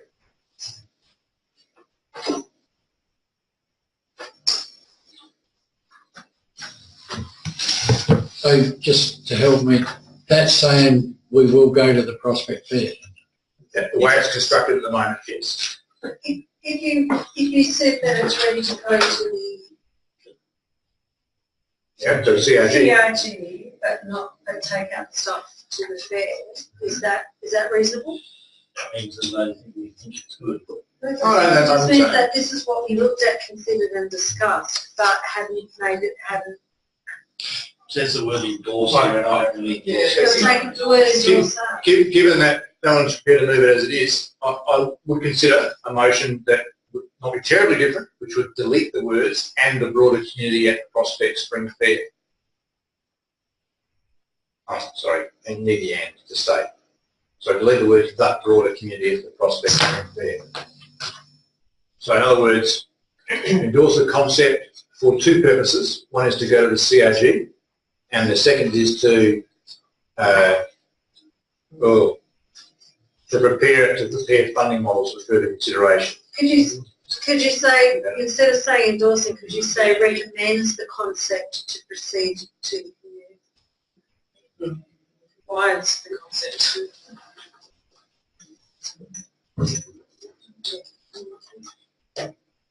That's part of that information sharing. Okay, so Councillor Lee is preparing a motion for us to consider. Very good, thank you. I'll assist you from the chair. Notes the concept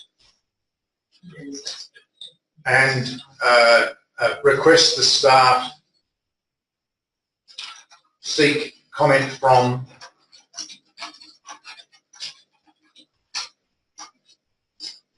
and then delete to proceed for community comment with.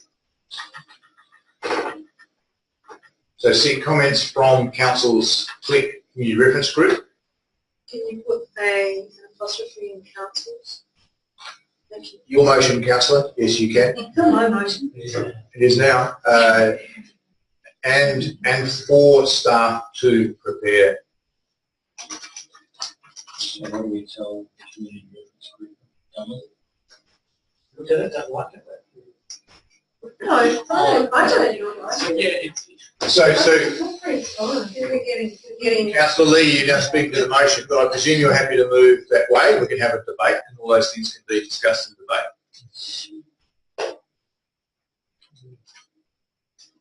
Yeah, sure. It's got to move on. Okay, so just to speak to it. Yeah, look, I've not had as much involvement as you guys because I've been missing in action.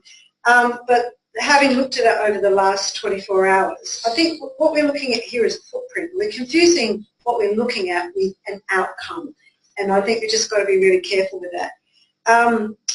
I have listened to everything that's been said all over the place tonight, and I'm comfortable with this footprint concept going to the next stage for comment. Otherwise, we're just going to keep going around and around in circles.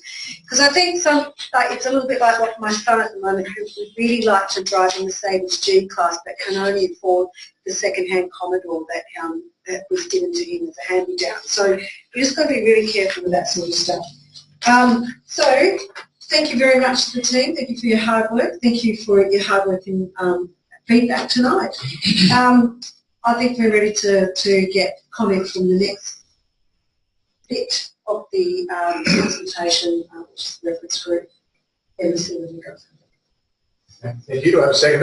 Thank you. Look, I will second it. I would have preferred to have seconded the motion that took this to the Spring Fair. I think we're being slightly contradictory by saying that we're happy for it to go to the CRG but not to the public. I think the Spring Fair is only on next week. It's not on the week after that, or the week after that. So we miss an opportunity. So that's the outcome of the decision tonight, which should the motion get up. So I think that's a bit disappointing because we have gone back and forth with these models. They are block models, we know that. I think we could talk to the public about these being block models, and these aren't designs. We're talking about where the toilet library is going to go and where the toilets are. This is just about very, very broad design. And so I think we could do that even with what we've got. We talked a lot about this at the workshop last week. I'm not uncomfortable with the block modelling that we have, notwithstanding the need to do some of the financial modelling and particularly looking at the commercial space. Absolutely, that has to happen. I just think we've missed it. We are potentially going to miss an opportunity in going to the broader public about this. This is not easy, and I just want to reiterate some of what Councillor Lee said, particularly to the consultants and particularly to Tom and his team, because this is hard work and this is option 7 or 8 in about 7 or 8 weeks. So this is a compressed process over a short period of time with lots of pressure. So I just want to thank them and realise that they're going to be here again tomorrow night with CRG. I presume they're here tomorrow night. No, they're not here tomorrow night. Well, well, no, I won't thank you for that. I was going to thank you for that, but I won't. But, there's a lot of effort going into this. So I'm at CRG tomorrow night. I'll certainly participate in that conversation and express the views of council. I just want to make sure we're using that group in a respectful, proper way in terms of going to them with things that matter and making sure we listen to things that they tell us about the project.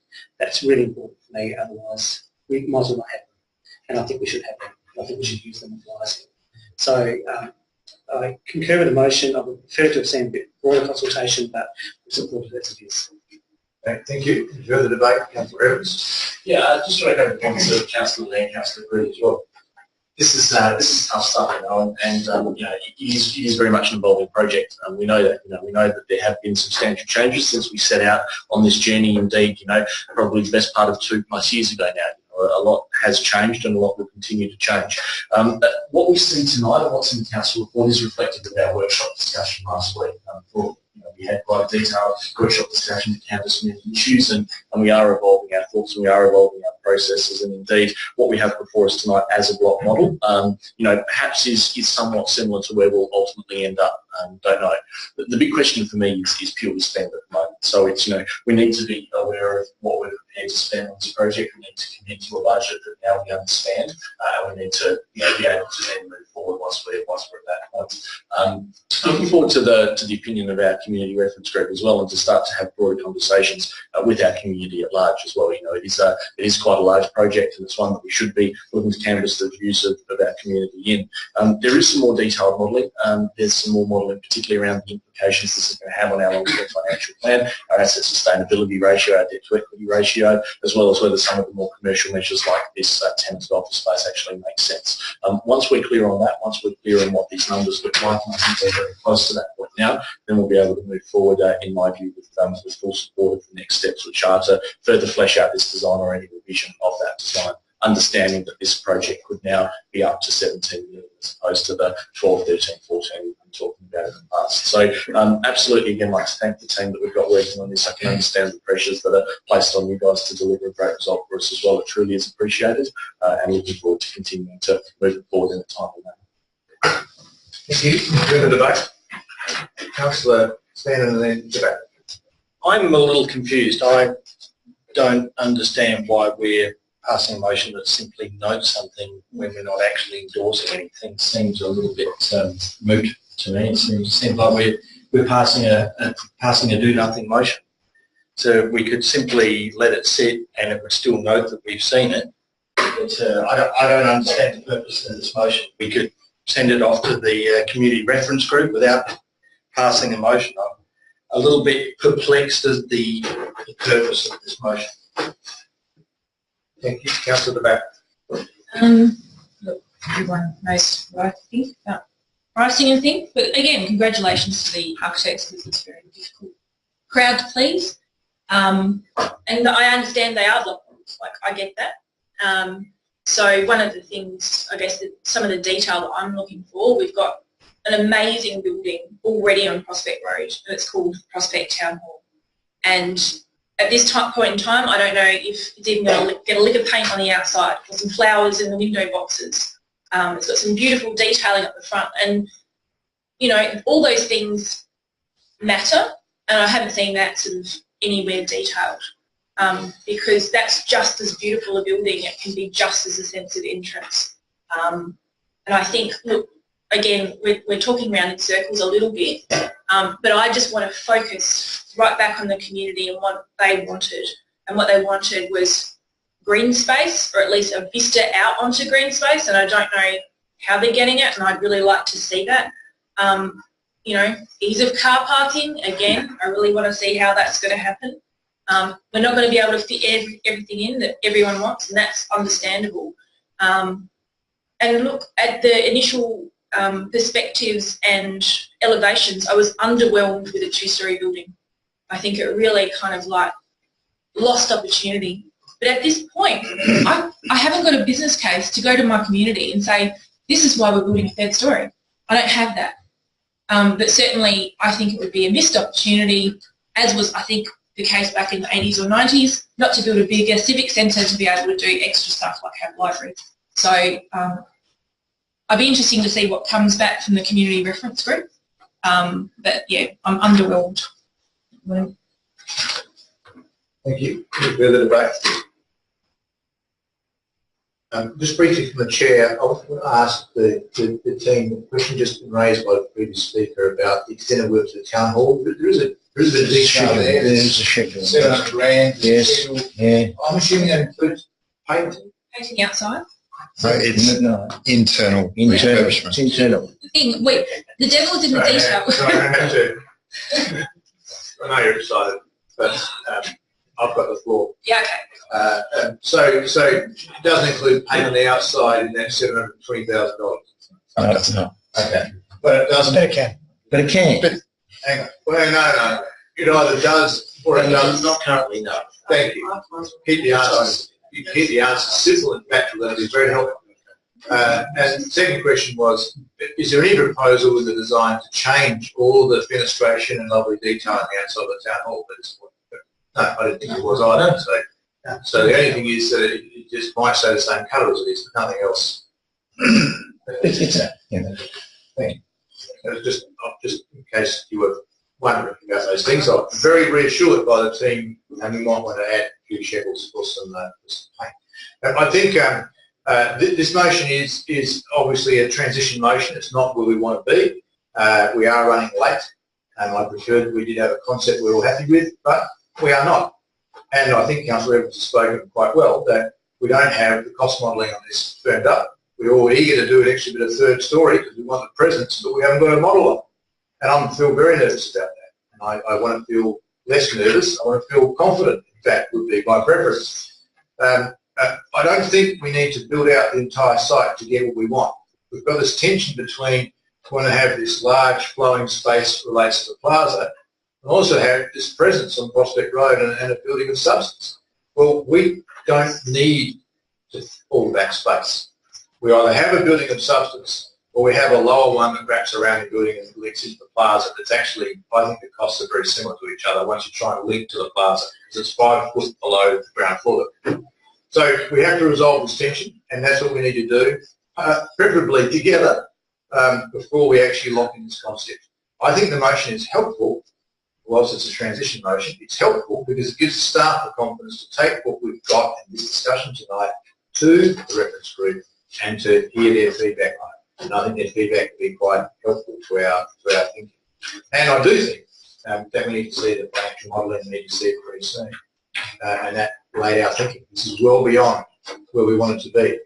And the modelling is not just about how we fund this building, it's about what we can't fund elsewhere because our ratios will go beyond what we have. So the modelling, without foreshadowing the motion to that effect, the modelling should show us the impact on our 3 key indicators that we made the decision on to proceed in this part some months ago. So I look forward to seeing that about the whole building, about the optional commercial space on the top, and potentially about what are the other resolutions for more car parking. I agree with some of the speakers that the car parking is not what we hope it would be, and I think we should be alert to what the options might be in the future about how we can resolve that. So I think it needs to come back to us at the same time.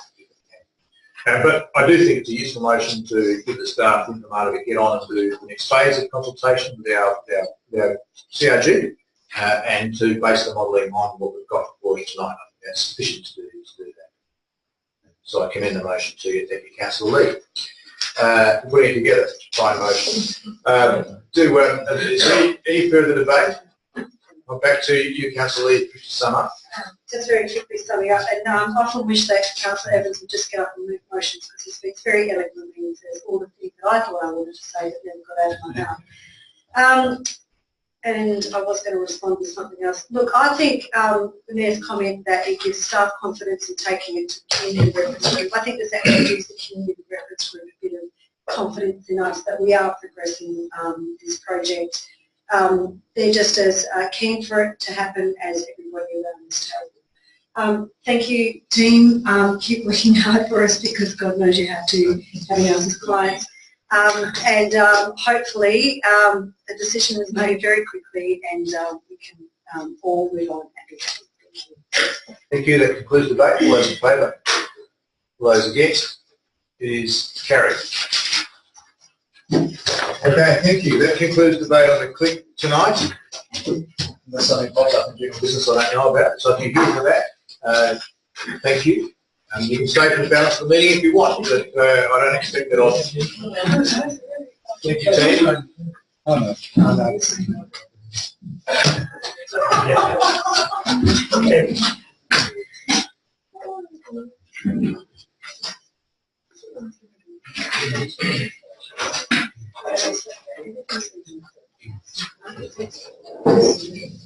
Thanks everybody. A lot of hard work going on there, and thank you. The project. Oh,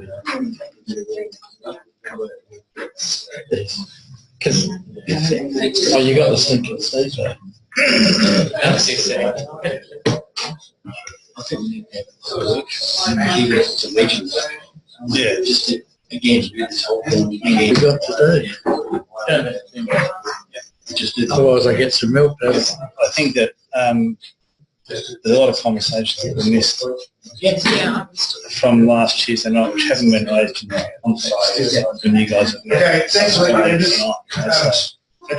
sorry about that. I do want to say I'm really frustrated about the cost modelling, and we will try and work hard at some ways through that. It's hurting the scheme. It really is. It's a common problem. We've got to work our way through it. But when it comes to the modelling comes back, I want us to be confident with all the data that we get. You know, this is challenging enough without questioning the cost plan changing, almost doubling. We just want to get through that phase and not let that be a distraction to us. So we think it's really hard behind the scenes to get that information sorted. Okay, we're back to the agenda. The next item on the agenda is 19.1, the annual budget business plan process. I've withdrawn it. The recommendations on page 131. I just had a quick discussion with the staff prior to the meeting. I remember there being some discussion before about some of the elected members wanted to have a pretty thorough look at the recurrent costs. The CEO said open to do that. But it's not mentioned in this process here, so I just wanted that to be added into the actions. I'm not sure, Director, where you got to in terms of inserting it. Yep. Through the chair, some clarification from your comment. That is included in the 6th of March schedule. We will update that schedule to include the recurrent budget. That is the whole operating discussion on the 6th of March. Yeah, can we add those words in to understand that when we move this, we're putting this. Yep, we'll add the words. The planning and timeline is in attachments 1 and 2. So that is page 135. If you can, the timeline on the 6th of March, earmark the 6th of March. Yep. That is included in the discussion. So we'll just add the words into the motion. Endorse planning and timeline is presented attachments 1 and 2. Noting that the workshop on the 6th of March will also incorporate a review of the current costs. You don't wish to say, No, that's I want you to write about you leaving the meeting early for other reasons.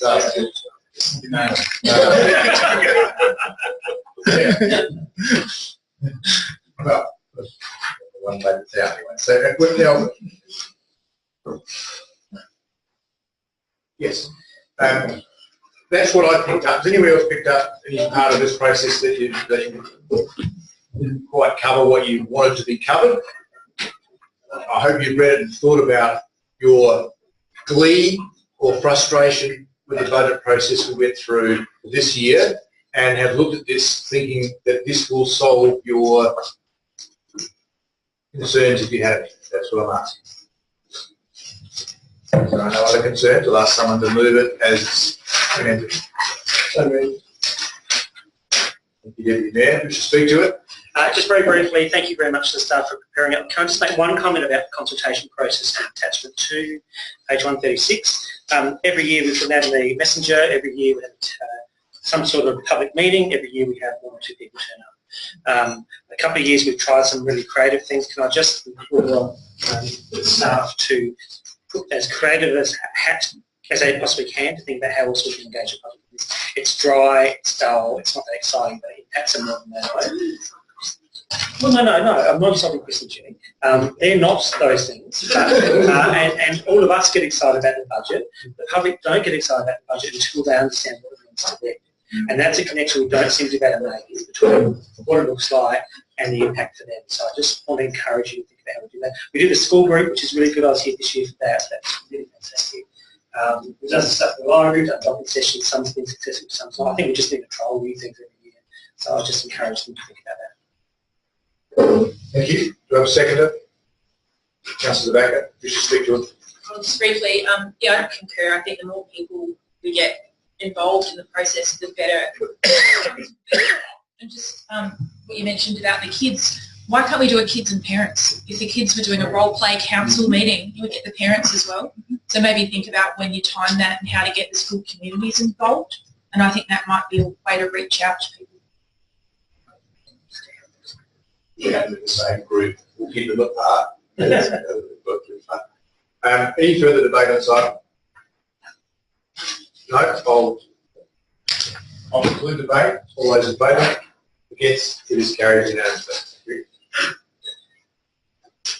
Next item was the review of the code of practice and meeting procedures. Councillor Harris, reason why you threw it if you haven't moved. No.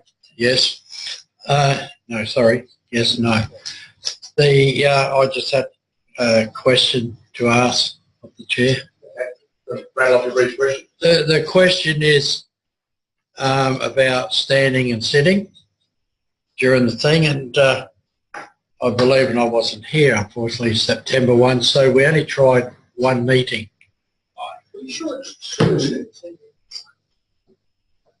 Thought I'd only said September meeting here.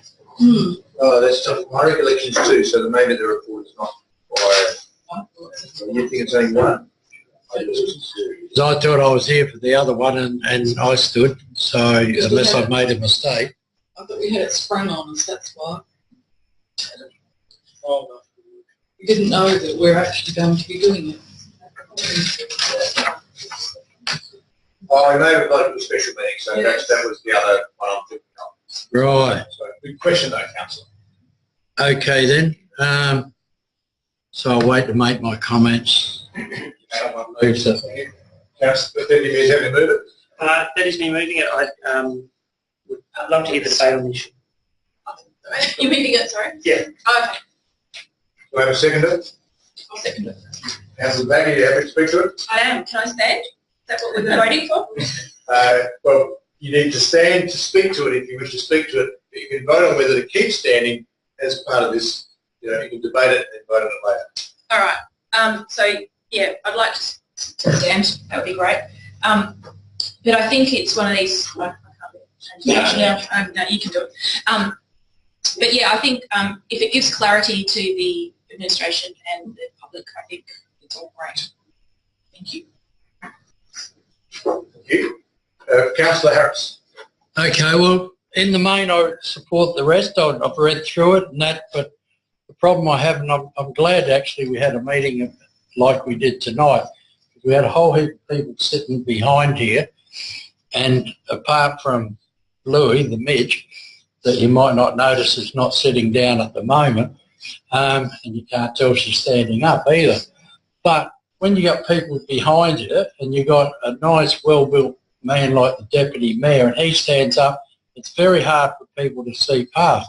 So I think it's a good example that by standing up, it might be noticeable from that side of the table, but it also can be confusing for the people at the back. And I still feel comfortable that we should have, and I wasn't here for the practice run, I must have been here for one of them, but not this particular one, because I missed that, and I just don't agree with it, and I feel we should still not have to stand. I think there was the option, if you wanted to, you could.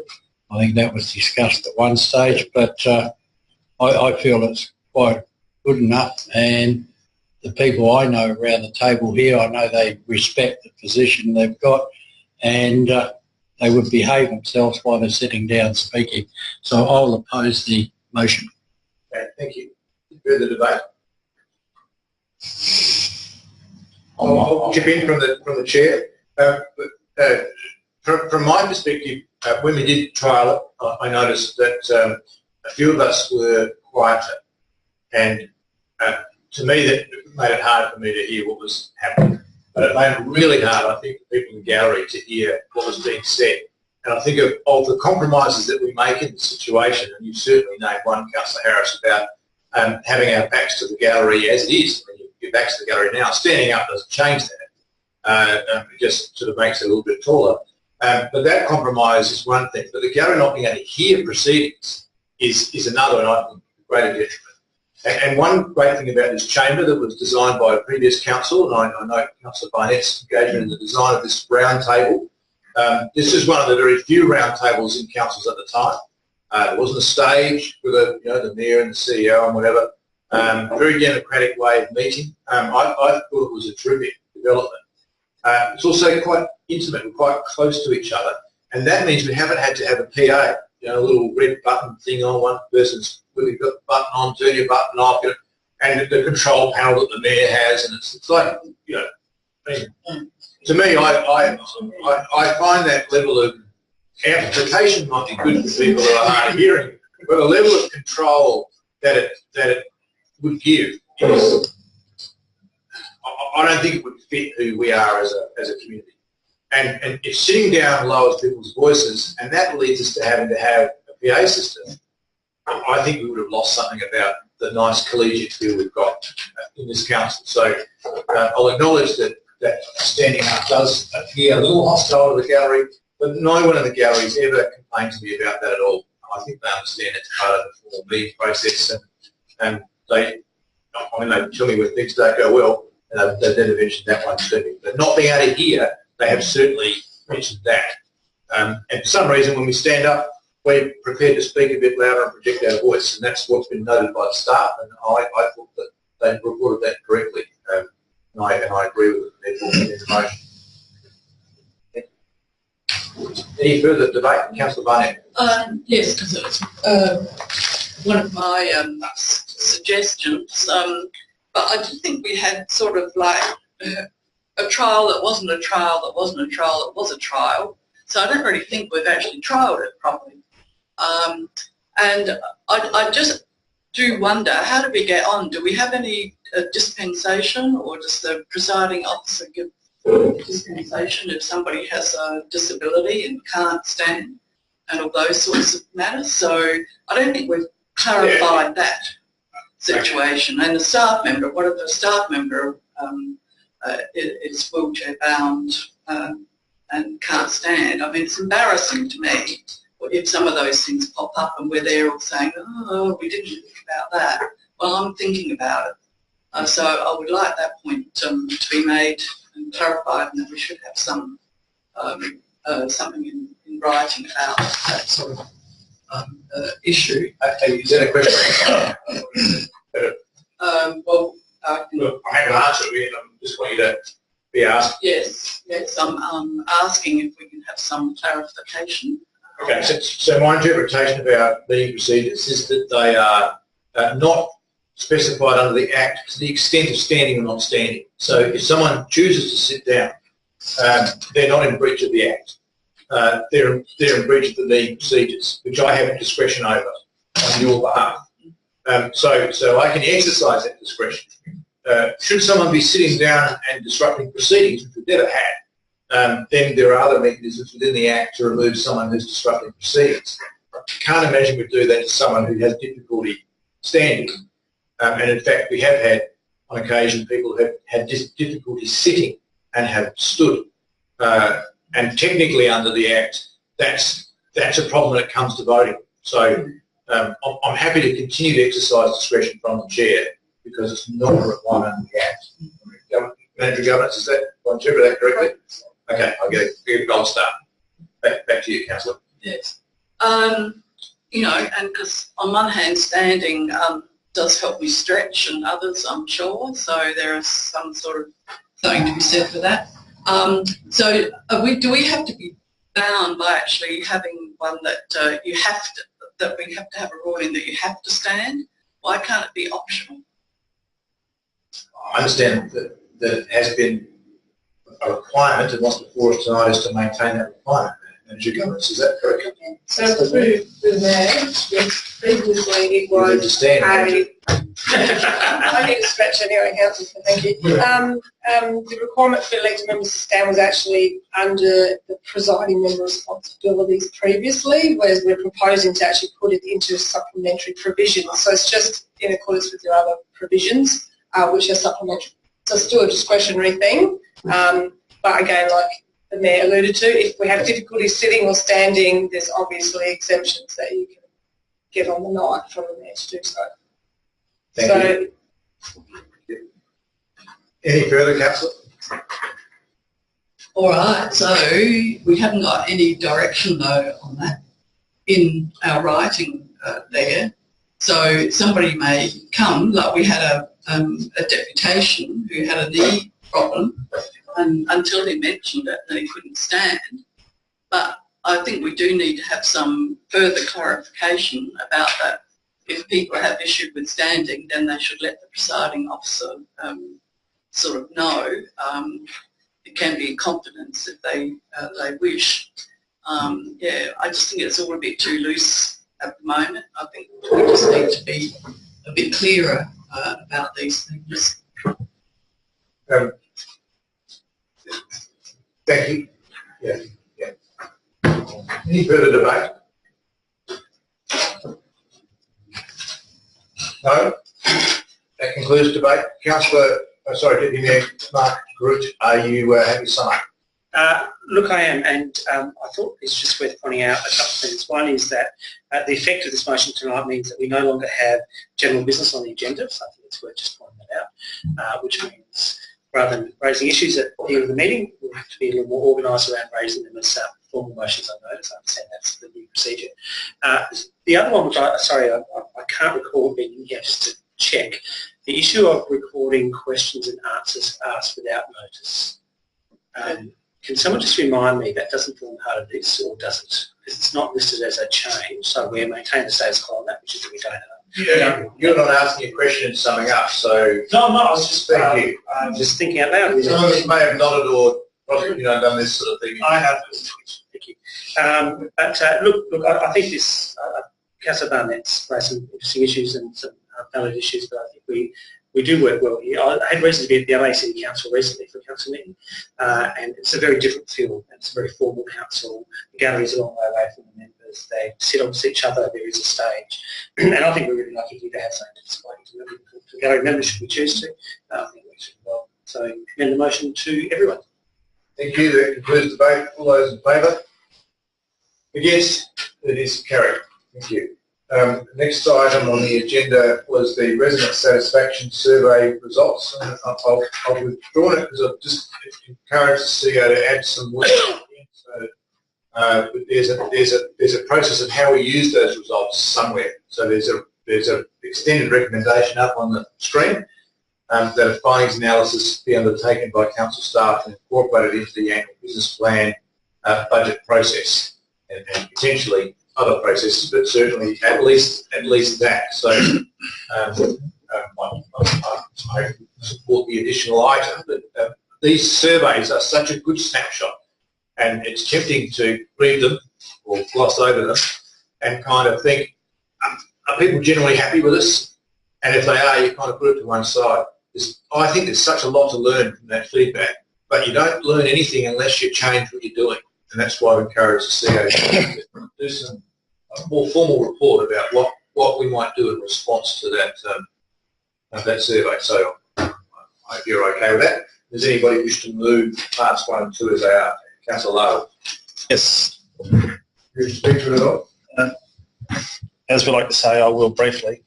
So I think I agree that it's a great piece of information that we've got. I'd particularly like to congratulate the company on their foresight to include the surveying of younger members of our community, although they weren't necessarily that keen in the first instance. Sorry to interrupt. The elected members asked for that. So that's a good idea by someone. It's great. And I think that was probably some of the most valuable information we got out of the process. I wasn't necessarily happy with other parts of the process or the way that the company went about doing this. I think that I'm not saying we need to get rid of them and get someone else, but they seem to be fairly stuck in an old-fashioned way of doing things. I'd like to think that as a contemporary modern council, the people we engage think the same way. But I look forward to the staff taking on board the feedback and the information that was gathered out of this. I think it's really, really useful, and I can see it being a valuable part of our decision making in the future. Thank you. Second, Councillor Barnett. Yes, I thought the engagement of this particular group of people, organisation, I think they brought a bit more modern approach than what we've had in the past, and I found it more quite informative, I think, in the way it was presented. It was quite well done. And there was just one query that I raised before we had the presentation of the workshop at the football club. But it would be nice as elected members to have actually gotten feedback from perhaps our ward, for the ward councillors, because we've got no idea really, except for one or two little items that they mentioned. So I'm just wondering whether through presiding officer to the CEO, whether that could be given to the ward councillors, the feedback for their ward. CEO. Certainly, my understanding from Greg Tan is that they can split the information. So more than happy to speak with contact there in order to be able to provide that. We I guess have presented it. It is presented as a whole of council. Not setting one ward up, against another ward, but from a ward council's perspective, it would be really interesting, I think, for you to see that information. So we'll certainly pursue that. Yes, just follow up, because there were, I think, two mentions made. So, unless they were highly significant, which they really didn't seem to me, the whole concepts of things. But yeah, it's just a query raised in your mind. So I think it would be good for us to have feedback. Okay, thank you. Any further debate? Councillor Evans, can I just hold you there? Sorry, we've got a rule here that says you can't meet past 10:30. I believe it's twice, so in only a few short months. I need a motion from the floor to extend to a certain time. I recommend leave it in, so we've got one of that. Moved by Deputy Mayor Group, seconded by Councillor De Backer. All those in favour? Yes, it's carried. Thank you, Councillor Evans. Yeah, so looking forward to supporting the motion. Just a brief comment from me, and I guess it's more around dissecting the data. By what is interesting, and also how certain pockets of our community think about different things is also interesting and important. It's one thing to look at the median, it's one thing to look at the average, and it's one thing to look at the outliers. And I think as our community becomes more diverse, those outliers become more pronounced. I'm thinking in particular about the community's attitude towards corridor development, and overall that achieved a score in the 30s, whereas you look at people under 30, they scored it in the high 50s. So there's quite a big difference there between, in that case, age, what people think about corridor development, as one example that particularly sticks in mind. So our community is becoming more diverse. There are more sorts of different people in our community with all sorts of different needs. And I think when we come up with policy and when we think about the implications of policy, there isn't such thing as a typical resident in Prospect. You know, it's not the middle of the population that's often affected. It's the extremes of the population, the outliers, and I guess, you know, those that come from a different background or those that have different needs within that community. So as much as it's important to look at the total average or the total median, it's also important to look at those distinguishing characteristics like age, ethnicity, background, demographic, where they're living, and so on and so forth. So it's a valuable tool overall, and particularly valuable tool, I think, when we start thinking about how different pockets of our community are going to be affected by different policy. Councillor Rebecca. Yeah, I think it's fantastic to have these surveys, and as with all our data, I'm really keen to see it in a digital format. I'm always keen to see a digital dashboard. I've been pushing for that for a while. If there's any parts of this that can be released in an Excel spreadsheet, and also who owns the data? Do we own the data? Because I think it's something that we should release to the community and let them play with it. Thank you. Any further debate?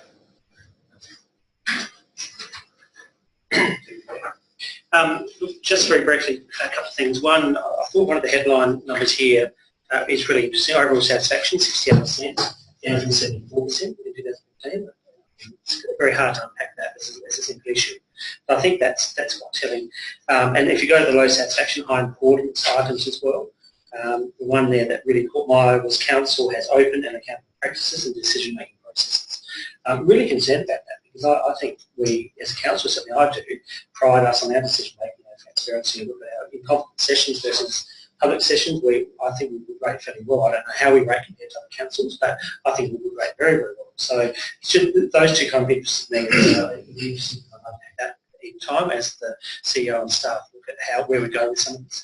I just thought, and we said it tongue-in-cheek earlier, but just to acknowledge Councillor Lowell because the youth survey was Councillor Lowell's idea and then he raised that workshop.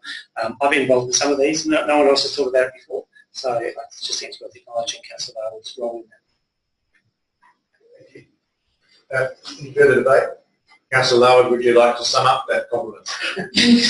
Well, I was going to say I would like to sum it up. However, Councillor De Backer's points were what I was going to use to sum up with, so I don't really see the need to sum up any further, particularly the point around making data available to people who might look at it from a different perspective and do something else with it, whether we trade that data with other councils or make it open to people who might take part in some sort of competition to work out what they can do with that information and turn it into some positive value adds.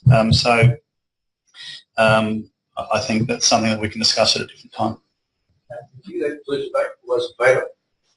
Yes, carried. Okay, the next one, 9.4, the LGA 2017 AGM voting preferences, noting that I can look like most of those are okay, but the two at the front that we need some more information on. We've now got that, and just have a quick discussion around what you would like, how you'd like to represent us. I just seek your indulgence to suspend any proceedings until quarter two should we need it. Was in favour? Against? Carried. And the first of those was the community land management plans, and it just sounded a bit obscure when I read it. Justin Malcolm Blue's finding. I believe this, in further investigation, this is regarding the walkway at Henderson, isn't it? That Justice Blue said that there's a classification of community land which is not as simple as you think it is. Is that effectively right? So we're trying to put a shared path through that. Coastal dunes is people have got absolute beachfront and very, very sensitive issues. So I understand Charles Sturt is saying that judgment may well have an impact on how community land is classified.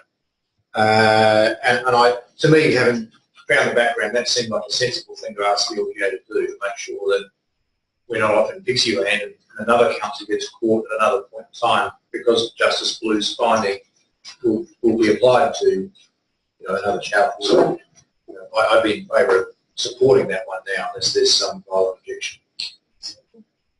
Okay. The next one, 8.2, the material conflicts of interest You would have read it here. West Torrens is raising an issue about staff going on conferences and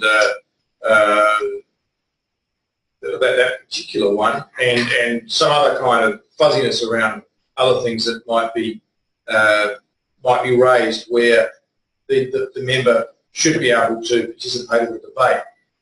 The LGA's response has been, you just need to have a policy around sending people to training, and you can stay in the debate and sort it out. It seemed to be a special deal that you're sending someone to Dubai and a one-off. Well, that's a different matter.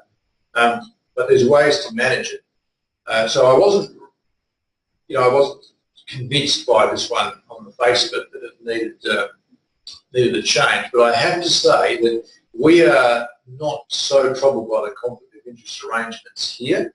I think we've got a pretty good grip on it and a pretty down-to-earth grip. Some other councils have become consumed in trying to work through these issues. Absolutely consumed. Paid lots of lawyers lots of money. I don't think it's that hard, to be frank. So I'm inclined to perhaps listen to the debate of the day, but perhaps not support at this point. But I'm interested in your feedback.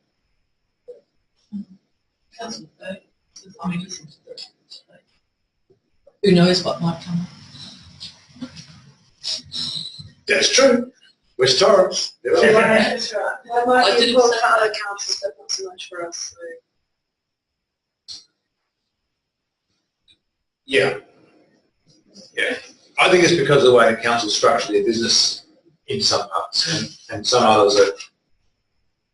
West Torrens, for instance, is the one that has the budget. No, sorry, it's not. That has the budget you can allocate to in your ward at your discretion almost. So that's Charles Sturt. So they don't have that. Charles Sturt. I think they're either thinking of dispensing with it. I think they had it last year. Yeah. That's financial years, definitely. Anyway, so that to me is a more difficult issue. This seems pretty straightforward. Sorry, Alice? In meeting or a leave meeting? No, we're outside meeting procedures. I'd be interested to see how this affects regional councils. Because obviously, when you've got a smaller pool of people, everyone's going to be involved with the cricket club or the local pub or this or that. So, obviously in Metro, it's a big pool.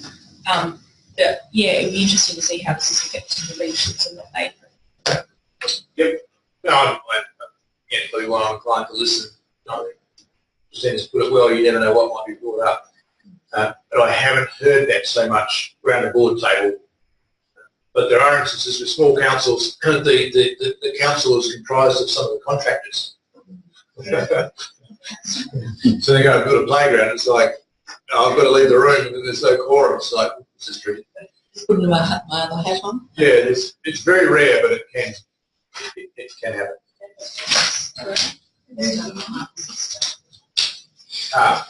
Partners and staff too, the part of businesses too. Yeah, that's good too. Okay, so they're the only two that I thought were worthy of debate. So we're happy to say first one, support, second one, listen to the debate. Sorry, Christine. Yeah, there are, I think the two there that got the LJ's got suggested alternative recommendation, and particularly ours with child visitations. So what are we supporting? Thank you. My view on that was to support our original one and not the alternative, because the alternative doesn't specifically ask for notification to the council. I thought the alternative recommendation really didn't meet our specific concern. Yeah, sorry. So I should have clarified that. I think I'll try and move why. Yeah. And explain why. Yeah. Good pick up. Thank you. And 8.9 has an alternative as well that I'm not so exercised about. I think it's still I'm supported either way with that 8.9. So that's okay. If someone wishes to move that way. Recommendation on page 179. So move. And can we might need to alter this your motion. Deputy Mayor endorses voting preferences, supports the subject to the vote meeting. It's accepted. As outlined in attachments 1 to 4 as amended.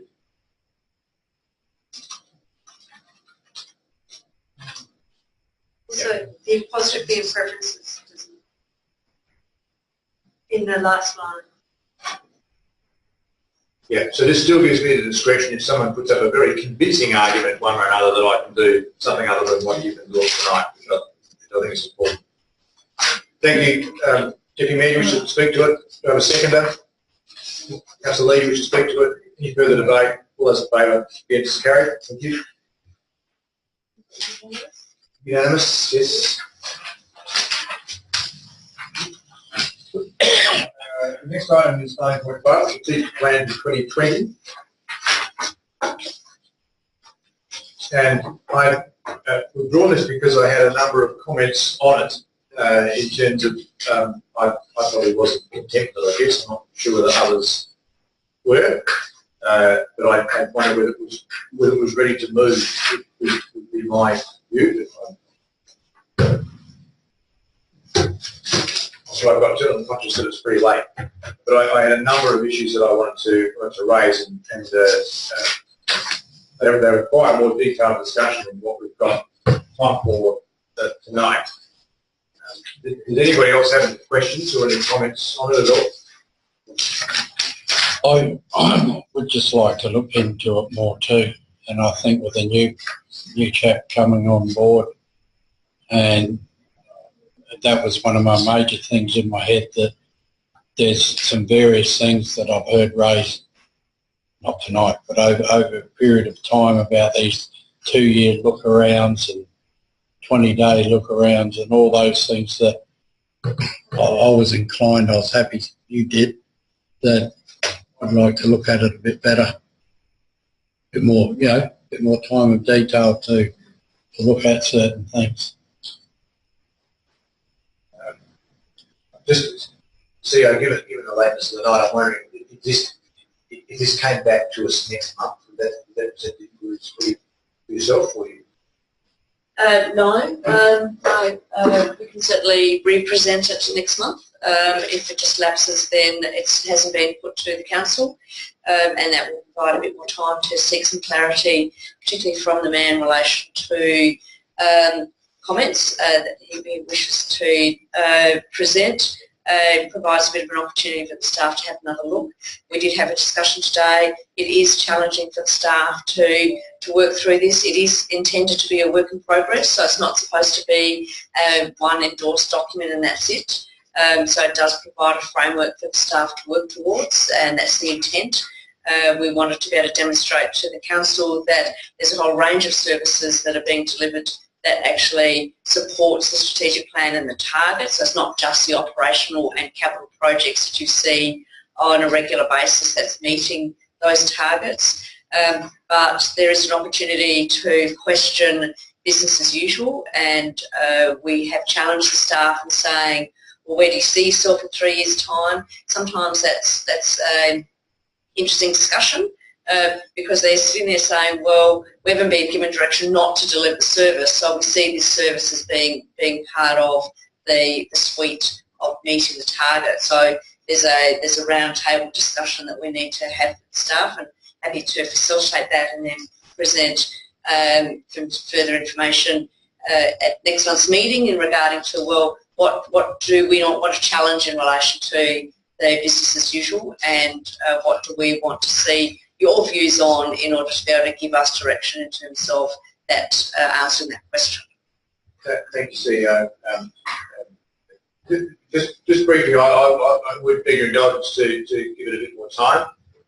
This is a very, very, very important document. We've set a strategic plan up with specific targets. If this plan doesn't meet those targets, well, we've failed. And this is not just a document for the CEO, it's a document that goes right through the organisation. I think we've got to really pay attention to it. And I've also asked the team, I said, what are the things that we're doing now that are not in our strategic plan Because our inference on the face of it is, well, we don't want you to do them anymore. And I think that's very challenging. And I think the staff should bring those to us and say, you've forgotten all about this program. Does that mean you don't want it? Make a decision, tell us. And we haven't got that before us, and I think we really should. So because it's on the agenda papers last and someone wants to move it in its current form, that my kind of suggestion is that we don't, that we allow a little bit more thinking time, and I'll work with the CEO and try and make sure we've got everything lined up as we can. So, Kelsey, you had a brief question? Yeah. So just briefly, certainly there's a lot of detail in there, and I like that we're thinking about how we're delivering our projects over a period of time, and are we delivering too much or not enough, and are we resourced? Do we have to say no to some things? And the cost implications of having to get contractors to do stuff we can't do in-house. So I think that's really good, but I think can we see this as a Gantt chart? I mean, I guess, I don't know, are they projects? Is that what we're trying to... Not really? No. Just trying to clarify what is interesting discussion to be had. We can't, I haven't proposed this as a Gantt chart because a lot of these activities are recurrent work. So a Gantt chart doesn't actually help with that. It's actually the discussion around what do you want to see happen in terms of service delivery over the next 3 years in order to meet the target. I'm presenting you with information that says you adopted a strategic plan, and some of the commentary over the last few months is, well, how do we know that we're meeting the target? And one way we've been doing that is to try and demonstrate through the operating and capital projects how we've been meeting the target, but that doesn't mean that that's just our business. So our business is a huge suite of things. So the intent was to try and put something before you that said, you know, across the organisation, our staff are seeking to meet the targets that you've set us. And so it's not possible to present it as a Gantt chart and say, well, this is where we're up to. Really, it has challenged the staff, and you know, I think it's been a good discussion to be had with the staff. I certainly wanted to get something before you to demonstrate that there's a lot of work going on within the organisation that is seeking to deliver on the target. And that was one of the key aspects of trying to provide you and the public with, these are the strategic plan targets, this is everything that's happening within the organisation. To deliver those targets, as David's rightly pointed out, it may not demonstrate everything that we're doing, it demonstrates what we're doing to deliver those targets. So we can certainly work on that. So, and just to add to the CEO's response, the CEO mentioned today that maybe we don't have the right activities against a particular thing just yet. It requires a complete review. So maybe the 1819 box should have nothing other than this whole area will undergo a complete review. And I said, well, I'm perfectly comfortable with that. So I think there is, we've got to be pretty serious about this approach and make sure that this marries in as close as we can with our targets and strat plan. And we're challenged about the bits that aren't in it. So I'll ask, does anyone wish to move it in its current form? If not, it'll come back at a later date. The next things on the agenda, sorry, is it Council Diary, the whole pile of things there, including Halloween Spooktacular. All right. The Spring Fair this Saturday. Oh, this Saturday. Apparently. Where is the Spring Fair? Down here at St Helens Park. Yeah. I've got some leaflets if you want. Right, there's going to be big signs on it though saying Broadview Oval today. It's there somewhere. Broadview today, on today, Broadview Oval. Today at Broadview Oval. Through the chair, there's a number of things, including electronic signs on Hampstead Road for the whole week. Right. Anything on Prospect Road saying if you're here for the fair, you're lost? Again, through the chair. Yeah, because you'll be louder when you stand. Through the chair, there's signs on St Helens Park and all around the city that, as of this week, have got a big "This Saturday" sign plastered on top of them, which should help with people finding their direction to the new venue. And social media presence is ramped up, and the radio ads are in full effect this week as well. When you say it'll help them find out where it is, unless the suburb's called Saturday, having this Saturday won't help them find out where it is. So the sign says There's a tiny, tiny, tiny little lettering. So right. I'd appreciate you taking on that anxiety from the Mayor and other elected members, but, you know. Just before you get on that one. Sure. One of the things that you got, and I find it very impressive, and it talks about the spring fair at Broadview Oval, Colin Grove Avenue, and Colin Grove Avenue will be all closed off, so you can't get anywhere near the open. They perhaps should have put 3rd Avenue where there's an opening, or Maiponga Terrace or Potaway Terrace. But, and I have a concern in us that Hope's response is disabled parking, because the way we've fenced off the park, they're all gone. Right, so why's Colin Grove closed? Yeah. The only way to get Colin Grove to Broadview Oval is through the walkway between the old, that hit ball thing and the tennis courts. Right, yeah. And they're sealing that off. So the road's not closed. No. But you can't necessarily walk from parking in Colin Grove straight to the open. The other three streets. Full of tennis players, and the bowling club that's going to have 185 people playing bowls. I think that was because of maybe had a drink on Colin Grove Avenue. Right, okay. No, it's not people. If they're coming in, they're coming into a licensed area. The whole oval is a licensed area. So if you're coming in off Colin Grove and coming through a little lane, and I think from memory that was what was explained. But it's still anyway now. Yeah. Thank you. Hollywood Events, Vibes on Vine Street, sorry, jumping, and the portrait prize on the 26th of November, which we worked out who's opening that portrait prize. Deputy Mayor or Councillor Harris, somebody. I can't be here. I'll be on a plane somewhere. General business. Is there any general business tonight? We have one foreshadowed motion from Councillor Larwood relating to the item 18.1 tonight. The council received a report of the number and nature of complaints received by council about patrons leaving licensed premises over the last 5 years. Is that licensed premises anywhere in the council, Councillor Larwood, or specific to Village Heart, or your motion? I think it could be broadly anywhere in the council, but then there could be some segmentation based on standing up, projecting my voice more effectively. Be louder. Can you see behind me then? Oh, he's gone. It's okay.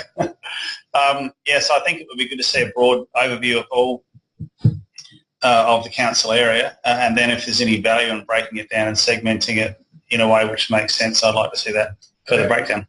Thank you. Do I have a seconder? Any group wish to speak to it? Must be said. Further debate? All those in favour? Yes, carried unanimously. Any further items of general business? So this could be the last opportunity to move an item of general business in the history of this fair city. No, gone. That's it. General business of an urgent nature. Yeah, it's there. Yes. I think fairly urgent. Councillor Harris. Get in near the end. As you all realise, when we were at tea, I made a comment tonight, and I think because of the couple of things I've had to deal with, I think it is an urgent nature, and Councillor Barnett raised it so many months ago, to get rid of these signs that try and pretend there's houses where children can be safe. Safe houses and all that.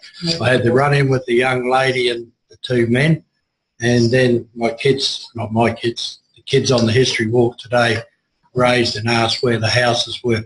So I think it could be important that, what would be 6 months, 5 months, that we actually get rid of it. So as an urgent nature, that we should make an effort to get rid of inappropriate signs, or inappropriate doesn't sound right, does it? Can you just keep it to the safety house signs? Yes.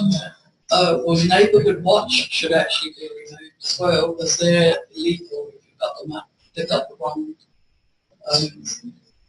That the Well, that's the main concern one. safety house signs be removed at the earliest opportunity. Or get safety houses, that would be better.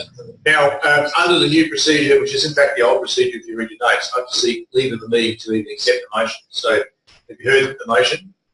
Well, quick things might happen. That's the intent of the motion. All those in favour of even debating the motion? All those in favour of that? Against? It's accepted now as a motion. Councillor Harris, did you say more to it? No, I'm moving as it's up there. Thank you. Got a seconder? Yes. Councillor Barnett? I believe if the, well, I'm in favour, it's the seconder, but if the mover is, that it should actually be neighbourhood house because the I think LGA sent out a,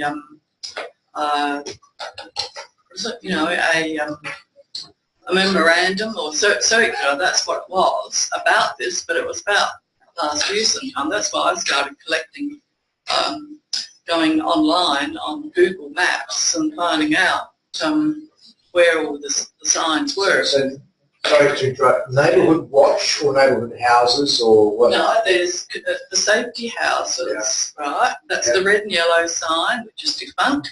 And also there's the neighbourhood watch signs, which are old. All the old logos are gone. The whole, they're out of date. Okay. So again? So you, sorry, the comment from staff is neighbourhood watch still exists even though the signs are out of It date. doesn't So exist in our area. In our areas, it only exists over the Broadview and so Pepper Park, which goes over the Apple. okay, so could I suggest that add on the end of this and Appropriate song. and the removal of neighbourhood watch signs be investigated, just to allow a bit of consultation. Is that okay? Yeah, I can send you the circuit. I'm sure you're probably right, but I'm just conscious of neighbourhood watch people there. I know that they're pretty forthright. Mover, are you happy to incorporate that change? Yes. Seek leave of the meeting to incorporate the change. All those in favour? Against? Thus incorporated. Thank you. Any further debate? Councillor DeBack. Please don't remove the old Welcome to Prospect signs with the old logo on it and the Vanderbilt signs or no nuclear waste because they're part of our heritage. No, that's not up there. They're not safety houses. They're not listed. So I didn't like the updated signs. I think that was just way too open. No one. Thank you. Any further debate? Councillor Harris, just to sum up. Thank you. All those in favour? Yes, carried unanimously. Any other urgent business? No, good. Confidential items. Meeting closed. Thank you, everybody.